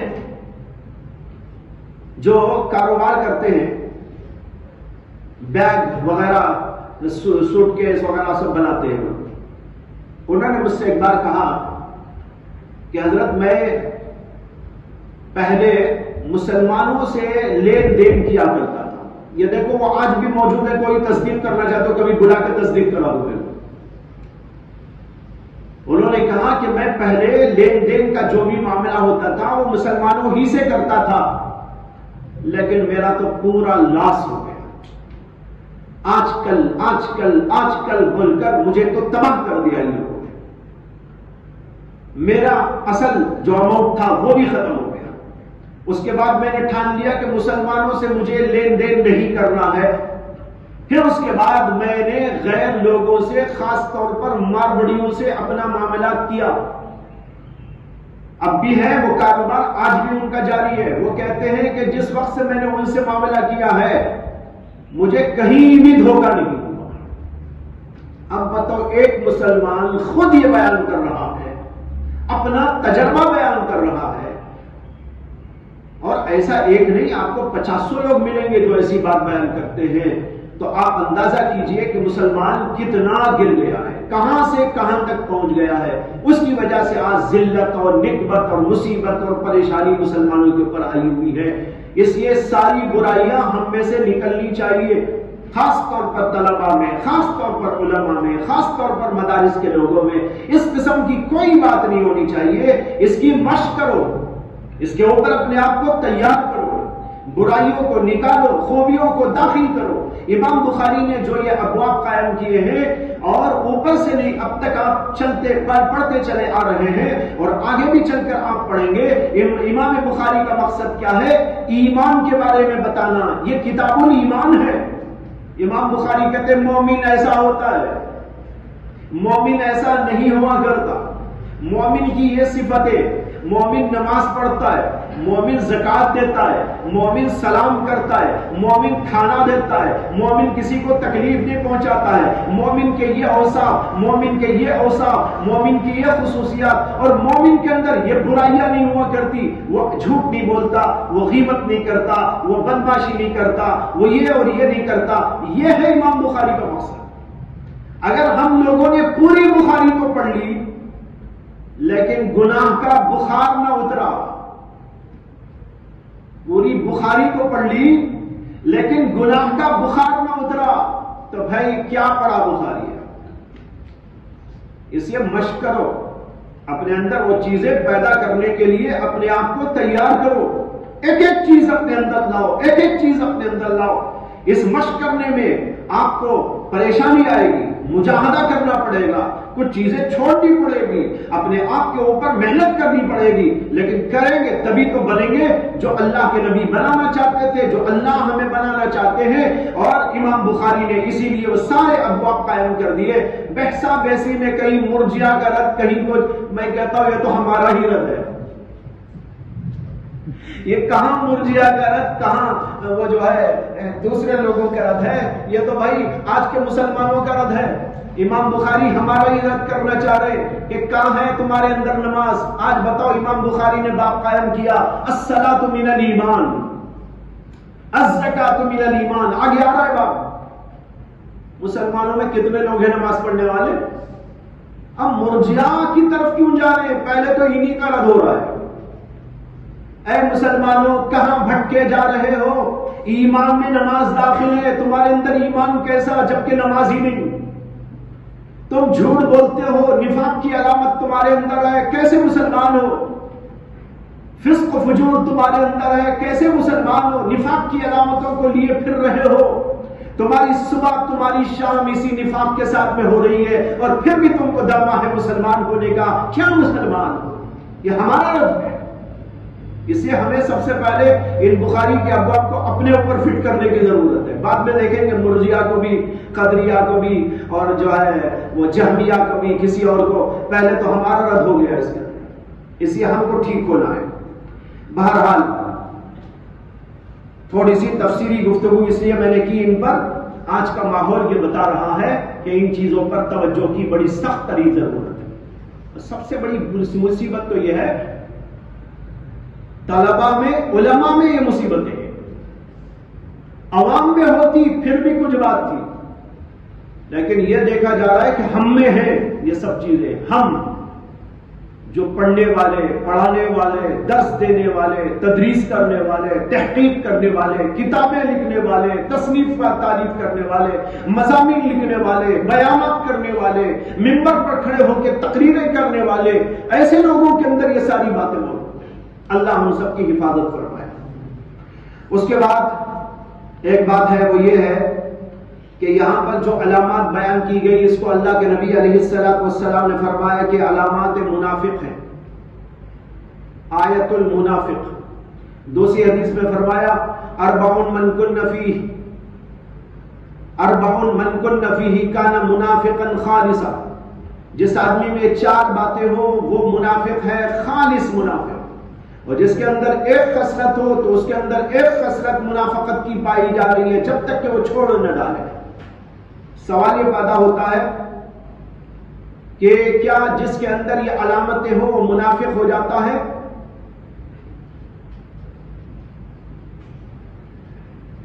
معتزلہ اور خوارج کہتے ہیں کہ ہاں وہ منافق ہو جاتا ہے، اور منافق ہو جاتا ہے کا مطلب کافر ہو جاتا ہے۔ معتزلہ اور خوارج نے ان احادیث کو بھی اپنا مستدل بنایا ہے کہ گناہ سے، ایمان سے خارج ہو جاتا ہے انسان، کیونکہ اللہ کے نبی نے اس کو منافقت کی نشانی اور منافقت کی علامت قرار دیا ہے، اور 4 علامتیں پائی جائیں تو اس کو منافق خالص قرار دیا ہے۔ لیکن جمہور علماء کا کہنا یہ ہے کہ جس آدمی کے اندر یہ علامات پائی جائے اس میں نفاق کی علامت تو ہے، لیکن وہ منافق نہیں کہا جائے گا۔ اور بعض علماء نے یہ تحقیق بیان کی ہے کہ علامت کے پائے جانے سے صاحب علامت ہو جانا ضروری نہیں۔ جیسے کہ اگر کوئی آدمی کوئی خاص لباس جو کسی کی علامت ہے وہ پہن لے تو وہ نہیں کہلائے گا۔ اسی طریقے پر یہ نفاق کی علامت کسی کے اندر پائی جائے تو ہم اسے منافق نہیں کہیں گے بلکہ ناقص مسلمان کہیں گے۔ مسلمان تو ہے لیکن ناقص مسلمان ہے، کامل مسلمان نہیں۔ یہاں پر مجھے ایک لطیف بات یاد آ گئی، غیر متعلق بات ہے لیکن ہے کچھ تعلق اس سے بھی، باپ سے تعلق نہیں ہے، ویسے عام بات ہے۔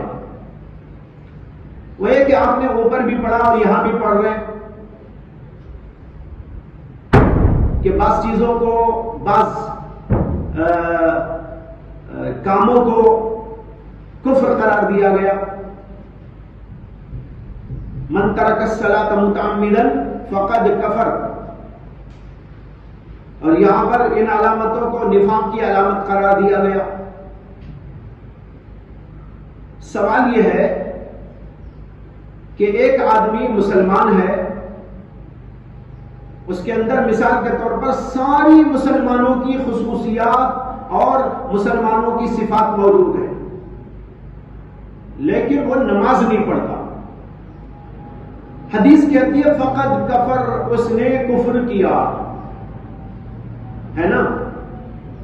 اب یہاں بھی جو آیا علامت، اس میں ایک آدمی سمجھو کہ سب کچھ ٹھیک ہے اس کا لیکن جھوٹ بولتا ہے، اللہ کے نبی کی اس حدیث کے مطابق اس کے اندر نفاق کی علامت پائی جا رہی ہے۔ تو ساری اچھائیاں ہیں، لیکن ایک بات غلط اس کے اندر ہے تو اس کے اوپر اطلاق ہو جاتا ہے فقط کفر کا یا فقط نافقہ کا۔ لیکن اگر کوئی کافر آدمی ہو، اس کے اندر کوئی اچھائی پائی جائے تو فقط آمنہ کیوں نہیں کہتے؟ سنایا؟ جیسے ایک آدمی مومن ہے، ساری مسلمانوں کی صفات، لیکن ایک بات نہیں ہے اس کے اندر مسلمانوں کی، اور وہ نماز چھوڑتا ہے تو کہتے فقط کفر۔ تو ایک آدمی کافر ہے، اس کے اندر ساری خصوصیات کفر کی ہیں، ایک بات مثال کے طور پر ایمان کی بھی اس کے اندر ہے، مثلا سچائی ہے، معاہدے کی پاسداری ہے، دھوکہ دہی بالکل نہیں کرتا، یہ تو ایمان کی خصوصیات ہے نا، سچ بولنا، دھوکہ نہ دینا، اچھے اخلاق برتنا۔ آپ کافروں میں بھی جا کے دیکھیے کیسے کیسے کافر ہیں، ملاقاتیں ہوتی رہتی ہے مختلف مواقع پر، تو اندازہ ہوتا ہے کہ ان کے اندر بھی بہت بڑے لیاقت والے، بڑے اخلاق والے، بڑے پاکیزہ اخلاق والے موجود ہیں۔ ان کی بات چیت، ان کا رہن سہن، ان کا ڈھنگ رنگ، لوگوں کے ساتھ میں سلوک بہت اچھا ہے، لیکن کفر ہے ان میں، اللہ کو نہیں مانتے، رسول کو نہیں مانتے، رسول کی باتوں کو نہیں مانتے، آخرت کو نہیں مانتے۔ تو اب سوال یہ ہے کہ جیسے ایک مومن کے اندر ایک برائی آنے پر فقط کفر کہتے ہیں، ایک آدمی کافر ہے، اس کے اندر مومنوں کی ایک صفت آئی تو اسے فقط آمنہ کیوں نہیں کہتے؟ اس کا جواب بہت بہترین ہے جو ایک بزرگ نے دیا۔ جب ان کے سامنے یہ سوال آیا تو انہوں نے کہا کہ ہاں بھائی بات ایسی ہے، یہاں تو فقط کفر کہا جائے گا، وہاں فقط آمنہ نہیں کہا جائے گا۔ کیوں نہیں کہا جائے گا؟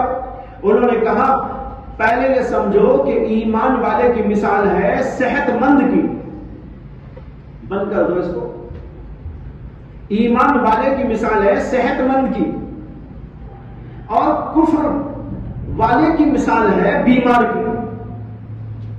کافر دراصل بیمار ہے اور مومن اصل میں صحت مند ہے، لیکن ایک صحت مند آدمی کے اندر سر کا درد بھی آ جائے گا تو کہیں گے بیمار ہو گئے، پیٹ کا درد آ گیا کہ نہیں بھائی بیمار چلو، ارے اس کی آنکھ اچھی ہے، دل اچھا ہے، منہ اچھا ہے، دانت اچھے ہیں، جگر اچھا ہے، دل اچھا ہے، دماغ اچھا ہے، ہاتھ پیر اچھے ہیں، صرف پیٹ میں کچھ درد ہو رہا ہے، کیا کہیں گے؟ مرض، بیمار ہو گئے، بیمار چل رہے، وہ مریض، وہ بیمار ہے۔ لیکن ایک آدمی بیمار ہے، ہاسپٹل میں ایڈمٹ ہے، 50 بیماریاں یا کچھ بیماریاں اس میں ہیں، لیکن ظاہر بات ہے کہ جو بیمار ہوتا ہے اس میں وہ سارے کے سارے اعضاء بیمار نہیں ہوتے، کچھ اچھا بھی رہتا ہے وہ، بلکہ بہت اچھا رہتا ہے، ایک بیماری آئی اسے۔ اب وہ جو مریض ہے اس کو مثلا پیٹ کی بیماری ہے یا دل کی بیماری ہے، آنکھ کی بیماری نہیں، تو آنکھ کی بیماری نہ ہونے سے اسے صحت مند کہا جائے گا یا بیماری کہا جائے گا؟ کیا خیال ہے؟ بیمار کہا جائے گا، حالانکہ آنکھ اچھی ہے، دماغ اچھا ہے، دل اچھا ہے، ہاتھ پیر بھی اچھے ہیں، سب اچھا ہے، جلد اچھی ہے، بال اچھے ہیں، کھال اچھی ہے، پیٹ کی بیماری ہے۔ اب پیٹ کی بیماری جب تک نہیں جائے گی اسے صحت مند نہیں کہا جائے گا، اس لیے کہ بیمار ہے وہ، بیمار کے اندر سے جب تک بیماری پوری طرح نہیں جاتی وہ صحت مند نہیں کہلاتا۔ اسی طرح کسی کافر کے اوپر 1-2 اچھائیاں بلکہ 10-50 اچھائیاں بھی آ جائے، اس کے اندر ایمان کی باتیں آ جائے، فقط آمنہ نہیں کہا جائے گا جب تک کہ کفر کی بیماری نہیں چلی جائے۔ لیکن مومن تو صحت مند ہے نا، وہ تو ایمان والا ہے، ایمان والے کو اگر کچھ برائی اس میں آئے گی فقط کفر، بیمار ہو گئے، جیسے سر کا درد آتے ہی کہتے بیمار ہو گئے، پیٹ کا درد آیا تو کہتے بیمار ہو گئے، آنکھ کا درد آیا تو کہتے بیمار ہو گئے، دانت کا درد آیا تو کہتے بیمار ہو گئے۔ اسی طریقے پر کفر کی کوئی ایک وجہ بھی، ایک بات بھی ایمان والے کے اندر آتی ہے تو فقط کفر کا اطلاق ہو جاتا ہے۔ یہ بہت قیمتی بات ہے، یاد رکھنے کی بات ہے، اور آپ کو یہ بات عوام کے اندر بھی کچھ سمجھانے کے لیے کام آ سکتی ہے۔ بیانات کے اندر بھی بہت لطیف پیرائے میں اس کو آپ بیان کر سکتے ہیں تاکہ عوام کے اندر بھی کچھ دین کی شدت پیدا ہو اور وہ سمجھے کہ اگر ہم کچھ بھی گناہ اور برائی کریں گے تو ہمارے اوپر فقط کفر کا اطلاق ہو جاتا ہے، جیسے کہ بیمار کے اوپر بیماری کا اطلاق ہوتا ہے اگرچہ 50-100 قسم کی اچھائیاں اس کے اندر موجود ہو۔ بہرحال تو یہ کہہ رہا تھا کہ ایمان کی یہ منافقت کی علامت ہے، منافقت کی علامت پائی جائے تو منافق نہیں ہو جائے گا، یہ کہیں گے جس کے اندر نفاق کی علامت پائی جائے گی۔ علامہ ابن تیمیہ رحمۃ اللہ علیہ کہتے ہیں کہ یہاں حدیث کے اندر نفاق سے مراد نفاق ادنا ہے، یعنی کم درجے کا نفاق۔ جیسے کفر دون کفر کے اندر کفر کے بڑے درجے سے کم درجے کے کفر کا بیان تھا، اسی طرح یہاں ادنا درجے کا کفر مراد ہے، جس سے ان علامتوں کے پائے جانے والے کو منافق نہیں کہا جائے گا بلکہ یہ کہا جائے گا کہ اس کے اندر خرابی پیدا ہو گئی۔ وہ منافق نہیں ہے لیکن منافقت کی ادنا علامتیں اس کے اندر پائی جا رہی ہے جس سے ایمان سے خارج نہیں ہوگا۔ علامہ نووی کا کہنا ہے کہ اس حدیث میں مقصود نفاق سے تشبیہ دینا ہے کہ جو ان علامتوں کا حامل ہے ان علامتوں کا حامل مشابہ منافق ہے، یعنی وہ منافق نہیں ہے، منافق کے جیسا ہے۔ اور یہی تفسیر آپ نے وہاں سنی ہوگی فقط کفر میں۔ فقط کفر کے معنی ہے فقط تشابہ مع الکافر، فقط تشابہ بالکفر، فقط کفر یعنی وہ کفر کے مشابہ ہو گیا، کافر کے مشابہ ہو گیا۔ اسی طرح یہاں کہتے ہیں نفاق سے مراد یہ ہے کہ نفاق کے مشابہ ہو گئی یہ چیزیں، یہ علامت جس میں پائی جائے گی وہ آدمی منافق کے مشابہ ہو جائے گا۔ ایک جواب حضرات علماء نے یہ دیا ہے اور یہ جواب بہترین جواب ہے، ویسے اوپر کا جو جواب تھا وہ بھی بہترین جواب ہے، اور یہ جواب گویا کہ اوپر کے جوابات کی کچھ تفصیل ہے۔ وہ یہ کہ نفاق کی دو قسمیں ہیں، ایک نفاق ہے نفاق اعتقادی اور ایک نفاق ہے نفاق عملی۔ نفاق اعتقادی اس کو کہتے ہیں کہ آدمی دل ہی کے اندر کفر کو چھپا لے، جس کا ذکر قرآن میں آیا وَمِنَ النَّاسِ مَن يَقُولُ آمَنَّا بِاللَّهِ وَالْيَوْمِ الْآخِرِ وَمَا هُمْ بِمُؤْمِنِينَ۔ کچھ لوگ ہیں جو یہ دعویٰ کرتے ہیں کہ ہم ایمان لائے اللہ پر، یوم آخرت پر، حالانکہ وہ مومن نہیں ہیں۔ تو دیکھو یہ دعویٰ تھا ان کا زبان سے، دل میں نہیں تھا ایمان۔ یہ ہے اعتقادی کفر، یہ اعتقادی نفاق کہ دل ہی کے اندر ایمان نہیں، زبان پر ایمان ہے۔ یہ دھوکہ دہی کے لیے لوگ اس طرح کہا کرتے تھے کہ ہم ایمان رکھتے ہیں اللہ پر، یوم آخرت پر، حالانکہ ان کے دل ایمان سے بالکل خالی ہوتے۔ یہ ہے ایمان، یہ ہے نفاق اعتقادی، اور ایک ہے نفاق عملی۔ نفاق عملی کا مطلب یہ ہے کہ آدمی کے اندر گناہ پائے جائے، ایسے جھوٹ پایا جائے، غیبت پائی جائے، خیانت پائی جائے، فسق و فجور پایا جائے، گالم گلوچ پایا جائے، امانت میں خیانت پائی جائے۔ یہ گناہ جس کے اندر پائے جائے تو سمجھا جائے گا کہ اس کے اندر عملی نفاق پایا جا رہا ہے۔ اسی لیے میں نے اوپر کہا تھا جتنی بھی معصیتیں ہیں وہ سب کے سب نفاق ہیں، وہ سب کے سب کفر بھی ہیں۔ لہذا یہ جس کے اندر پائی جائے گی تو ان کی وجہ سے آدمی ایمان سے نہیں نکلتا اور منافق اعتقادی نہیں قرار پائے گا بلکہ وہ منافق عملی قرار پائے گا. جو جھوٹا ہے وہ منافق ہے، لیکن منافق کون سا؟ عملی منافق. جو آدمی گالی بکے گا وہ بھی منافق ہے، لیکن اعتقادی منافق نہیں بلکہ عملی منافق ہے. تو اس سے بات صاف ہو گئی کہ یہاں پر اعتقادی منافق مراد نہیں ہے حدیث کے اندر، بلکہ عملی منافق مراد ہے. اس کے بعد ایک بات سمجھا دیتا ہوں، وہ یہ ہے کہ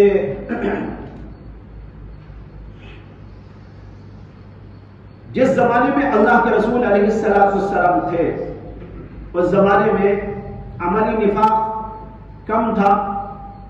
یعنی صحابہ میں ایسے لوگ کہ جو گناہ کرتے ہوں وہ تو خال خال، اس کے باوجود اللہ کے نبی نے اس زمانے میں تنبیہ کر دی تاکہ بعد میں آنے والے لوگوں کو عبرت.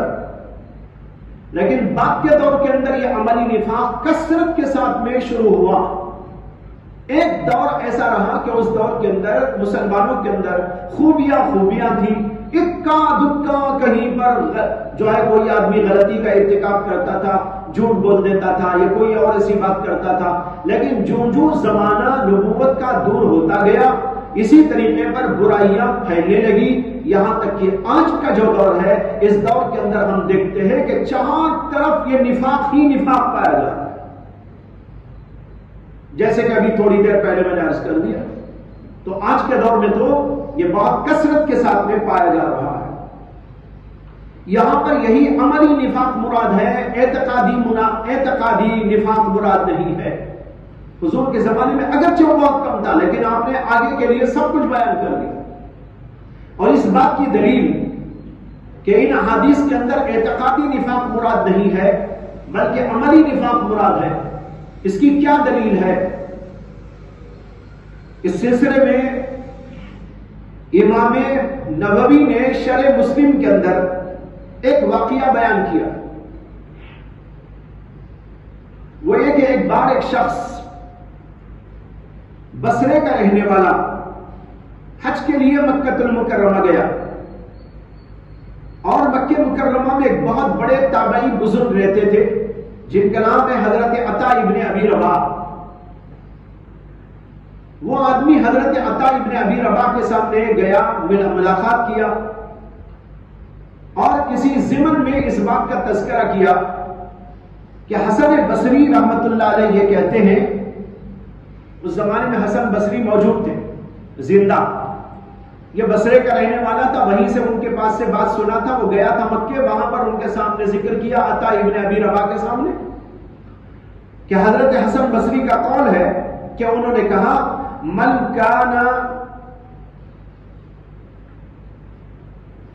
کان فیہ ثلاث خصال لم اتحرج ان اقول انہ منافق. حضرت حسن بصری کا قول ہے کہ انہوں نے کہا جس آدمی میں یہ تین خصلتیں پائی جائیں تو میں اس میں کوئی حرج نہیں سمجھتا کہ اس کے بارے میں یوں کہوں انہ منافق، کہ وہ منافق ہے. اس کو انہوں نے منافق قرار دیا. اور ظاہر بات ہے اس زمانے میں منافق کہنے کا مطلب ہی یہ تھا کہ منافق سے مراد منافق اعتقادی ہے. جیسے ابی تھا اور بھی بہت سارے لوگ تھے منافقین، وہ مانا کر یہ کہتے تھے اور لوگ بھی اس سے ہی سمجھتے تھے. حضرت عطا ابن ابی رباح نے اس آدمی سے کہا کہ بھائی جب تم جاؤ حسن بصری کی خدمت میں تو ان کو میرا سلام کہنا اور یہ عرض کرنا ما تقول فی بنی یعقوب. بڑے مزے کا قصہ ہے. انہوں نے کہا کہ جب تم ان کے پاس میں جاؤ تو ان سے کہنا میرا سلام سنا کر کہ آپ کیا فرماتے ہیں حضرت یعقوب علیہ السلام کے بیٹوں کے بارے میں، کیا وہ منافق تھے؟ اذا حدثوا كذبوا واذا وعدوا فاخلفوا واذا تمنوا فخانوا. یہ تینوں باتیں ان کے اندر تھیں. حضرت یعقوب علیہ السلام نے اپنے بیٹے کو دیا یوسف کو، امانت کے ساتھ لے جاؤ، امانت میں خیانت کر دی. وَإِذَا تُؤْمِنُوا خَانُوا. اور دوسرا یہ کہ وعدہ کیا تھا ہم اس کی حفاظت کریں گے پوری طرح، لیکن وعدے کی خلاف ورزی کر دی اور پھر جھوٹ بھی بولے آ کر وَجَاءُوا أَبَاهُمْ عِشَاءً يَبْكُونَ، ابا کے پاس شام میں آئے روتے روتے آئے. دیکھو بناوٹی رونا، رونا بھی جھوٹا تھا. روتے ہوئے آئے جھوٹے اور کہنے لگے ہم جو ہے کھیل کود میں مشغول تھے، یوسف کو اپنے کپڑوں کے پاس میں بٹھا دیا تھا، سامان کے پاس میں بٹھایا اور وہاں پر ایک بھیڑیا آیا اور وہ کھا کے بھاگ گیا. اور قرآن نے کہا کہ جو ہے وہ جھوٹا خون بھی لے کے آئے، بِدَمٍ کذب، خون بھی جھوٹا. وہ خون یوسف کا تھوڑا ہی تھا، یوسف تو زندہ موجود تھے، اس کو چھپا دیا تھا انہوں نے. اور آ کر کہا کہ بھیڑیا نے کھا لیا اور اس کے اوپر کہیں سے کسی جانور کو مار کر ذرا خون بھی لگا دیا. سارا قصہ جھوٹا. تو ایک تو انہوں نے جھوٹ کہا، وعدہ خلافی کی اور امانت داری میں خیانت کی. کہا کہ جا کر پوچھو افکانوا منافقین، کیا یہ لوگ منافق تھے؟ یہ سن کر حضرت حسن بصری رحمت اللہ علیہ نے کہا کہ بھائی اپنے قول سے رجوع کرتا ہوں، عطا ابن ابی رباح کے پاس میں جاؤ تو ان کو سلام کہنا اور کہہ دینا کہ میں نے اپنے قول سے رجوع کر لیا. اس سے معلوم ہوا کہ یہ جتنی علامات ہیں یہ علامات منافقت عملی کی ہیں، منافقت اعتقادی کی نہیں. اور اس کے اوپر ایک اور دلیل بھی ہے، وہ سن لیجئے، جس کو علامہ کرمانی نے ذکر کیا ہے کہ مقاتل ابن حیان کہتے ہیں کہ میں نے حضرت سعید بن جبیر سے پوچھا کہ اس حدیث نے یعنی آیت المنافق ثلاث والی حدیث نے مجھے تو بے چین کر رکھا ہے، نہ نیند کا رہا نہ چین کا رہا. اس لیے کہ ان میں سے بعض خصائل تو میرے اندر بھی پائے جاتے ہیں. کبھی ہم سے بھی اس طرح کی بات ہو جاتی ہے، وعدہ کرتے ہیں نبھا نہیں پاتے. تو حضرت سعید ابن المسیب نے کہا بھائی یہ اشکال تو مجھے بھی پیش آیا تھا، مجھے بھی ایسے ہی ہوا. جب یہ حدیث میں نے پڑھا تو میں نے حضرت عبداللہ بن عمر اور عبداللہ بن عباس سے جا کر پوچھا کہ حضرت اس حدیث سے تو یہ معلوم ہوتا ہے کہ ہم منافق ہو گئے، اب چین نہیں، سکون نہیں، رات میں نیند نہیں، حرام ہو گئی نیند، کیا کروں؟ تو حضرت عبداللہ بن عمر اور حضرت عبداللہ بن عباس ہنسنے لگے اور ہنس کر فرمایا کہ بھائی یہ اشکال تو ہم کو بھی پیش آیا تھا، یہ اشکال تو ہم کو بھی پیش آیا تھا اور ہم نے خود رسول اللہ صلی اللہ علیہ وسلم سے جا کر پوچھا تھا. اللہ کے نبی صلی اللہ علیہ وسلم نے فرمایا کہ اس سے تم لوگ مراد نہیں ہو. میری اس حدیث میں جس میں نے کہا اذا حدث کذب واذا وعد اخلف واذا اؤتمن خان، اس سے تم لوگ مراد نہیں ہو بلکہ اس سے میری مراد دوسرے لوگ ہیں، منافق یعنی اعتقادی منافق. اور پھر آپ نے کہا کہ اذا حدث کذب سے میری مراد وہ آیت ہے جس میں اللہ منافقین کے بارے میں کہتا ہے واللہ یشہد ان المنافقین لکاذبون. دیکھ رہے واللہ یشہد ان المنافقین لکاذبون. اور جو میں نے کہا وَإِذَا وَعَدَ أَخْلَفَ، اس سے مراد وہ آیت ہے جس میں اللہ نے یہ فرمایا ہے فَأَعْقَبَهُمْ نِفَاقًا فِي قُلُوبِهِمْ إِلَى يَوْمِ يَلْقَوْنَهُ بِمَا أَخْلَفُوا اللَّهَ مَا وَعَدُوهُ. آیت کہاں ہے؟ یہ آیت 10ویں پارے میں، 10ویں پارے میں سورہ توبہ کے اندر یہ آیت آئی ہے اور اس کے اندر ایک قصہ ہے. ایک شخص تھے، ان کا نام تھا ثعلبہ ابن ابی حاتم. ثعلبہ ابن ابی حاتم، وہ صاحب غریب تھے، فقیر تھے. اللہ کے نبی علیہ السلام سے انہوں نے آ کر عرض کیا کہ آپ میرے لیے دعا کر دیجئے کہ میں ذرا مالدار ہو جاؤں، مالدار ہو جاؤں گا، بیوی بچوں کو بھی پالوں گا اور اس کے ساتھ جو ہے خیر خیرات کروں گا، صدقات کروں گا، زکات ادا کروں گا. میری حالت تو بڑی تنگ ہے. اللہ کے رسول علیہ السلام نے فرمایا کہ تمہارے لیے بہتر یہی ہے کہ تم ایسے ہی رہو. لیکن انہوں نے بڑا اصرار کیا، بار بار اللہ کے نبی کے انکار کے باوجود انہوں نے کہا کہ آپ میرے حق میں دعا کر دیجیے. اللہ کے نبی علیہ السلام نے دعا کر دی دعا کھٹ سے قبول ہوئی اور ادھر مال بڑھنے لگا. ان کے پاس جانور تھے، جانوروں میں اضافہ ہونے لگا، بکریاں بڑھ گئی. پہلے تو وہ مسجد نبوی کے قریب رہتے تھے اور مسجد نبوی میں نماز 5 وقتہ اللہ کے نبی کے ساتھ پڑھتے تھے. اب جب مال بڑھ گیا، جانور بڑھ گئے، تو انہوں نے کہا کہ یہاں تو رکھ نہیں سکتا، اب ذرا باہر جانا پڑے گا. تو مدینے سے باہر جا کر ذرا سا انہوں نے جگہ لے کر وہاں پر اپنے جانوروں کو پالنا شروع کیا، جس کا نتیجہ ہوا اب مسجد نبوی میں غیر حاضری ہونے لگی. بس جمعہ کو آ جایا کرتے، باقی وہی نماز پڑھ لیتے.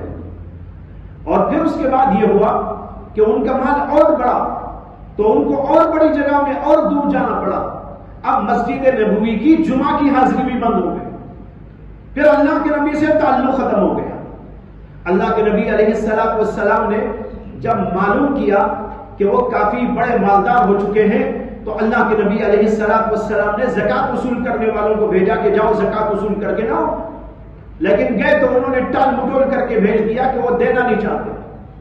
اللہ کے نبی علیہ السلام کو اطلاع ملی. پھر اس کے بعد انہوں نے آ کر اللہ کے نبی کے سامنے پیش کرنا چاہا تو آپ نے قبول نہیں کیا اور کہا کہ تمہاری زکات اب قبول نہیں. پھر اس کے بعد وہ حضرت ابو بکر صدیق کے دور میں بھی آئے اور ان کے سامنے پیش کرنا چاہا. انہوں نے بھی انکار کر دیا کہ جب اللہ کے نبی نے نہیں لیا تو میں کیسے لوں. پھر حضرت عمر کے دور میں آئے، انہوں نے بھی انکار کر دیا. پھر عثمان کے زمانے میں آئے اور انہوں نے بھی انکار کر دیا، اور حضرت عثمان کے زمانے میں اسی نفاق کے ساتھ اس کا انتقال ہو گیا. انہی کے بارے میں قرآن کی آیتیں ہیں. فَأَعْقَبَهُمْ نِفَاقًا فِي قُلُوبِهِمْ. پوری آیت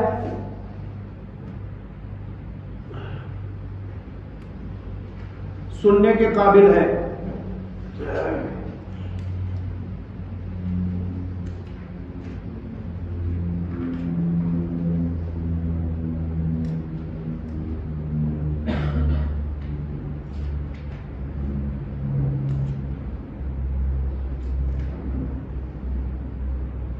فلما ومنهم من عاهد الله لئن آتانا من فضله لنصدقن ولنكونن من الصالحين.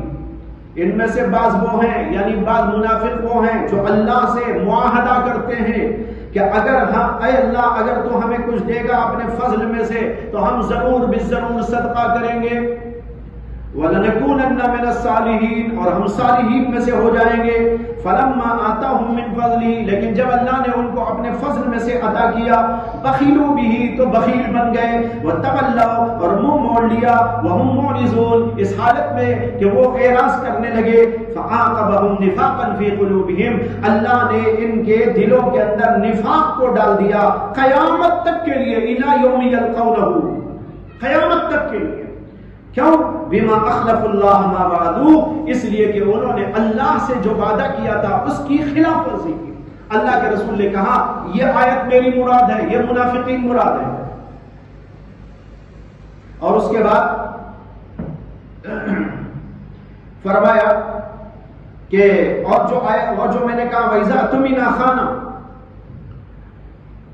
اس سے مراد میری ہے اِنَّا عَرَضْنَا الْأَمَانَةَ عَلَى السَّمَاوَاتِ وَالْأَرْضِ وَالْجِبَالِ فَأَبَيْنَ أَن يَحْمِلْنَهَا وَأَشْفَقْنَ مِنْهَا وَحَمَلَهَا الْإِنسَانُ إِنَّهُ كَانَ ظَلُومًا جَهُولًا. یہ کافر لوگوں کے بارے میں ہے، منافق لوگوں کے بارے میں ہے. اللہ نے ان کو ایک امانت دی، اس امانت کے اندر خیانت کرتے ہیں. بہرحال اس سے یہ بتانا ہے کہ محض ان علامتوں کے ہونے کی وجہ سے کوئی مومن منافق نہیں قرار دیا جائے گا. اللہ کے نبی نے خود تشریح کر دی کہ تم لوگ اس حدیث سے مراد نہیں بلکہ وہ منافقین مراد ہیں. تو یا تو ہم کہیں گے کہ اس سے مراد جن کے اندر دلی طور پر نفاق ہے ان کے ساتھ یہ علامتیں پائی جائیں تو وہ علامتیں نفاق ہیں، یا یہ کہیں گے کہ یہ منافقت وہ ہے جو عملی طور پر ہے، عملی منافقت. اس میں وہ لوگ مراد یہاں پر نہیں ہیں بلکہ جو مسلمان کے ان چیزوں کا ارتکاب کرتے ہیں ان کے اندر یہ چیزیں جو آئی تو کہا جائے گا کہ یہ عملی نفاق ان کے اندر موجود ہے. یہ ہے ان احادیث کی تشریح اور تحقیق. وآخر دعوانا ان الحمد للہ.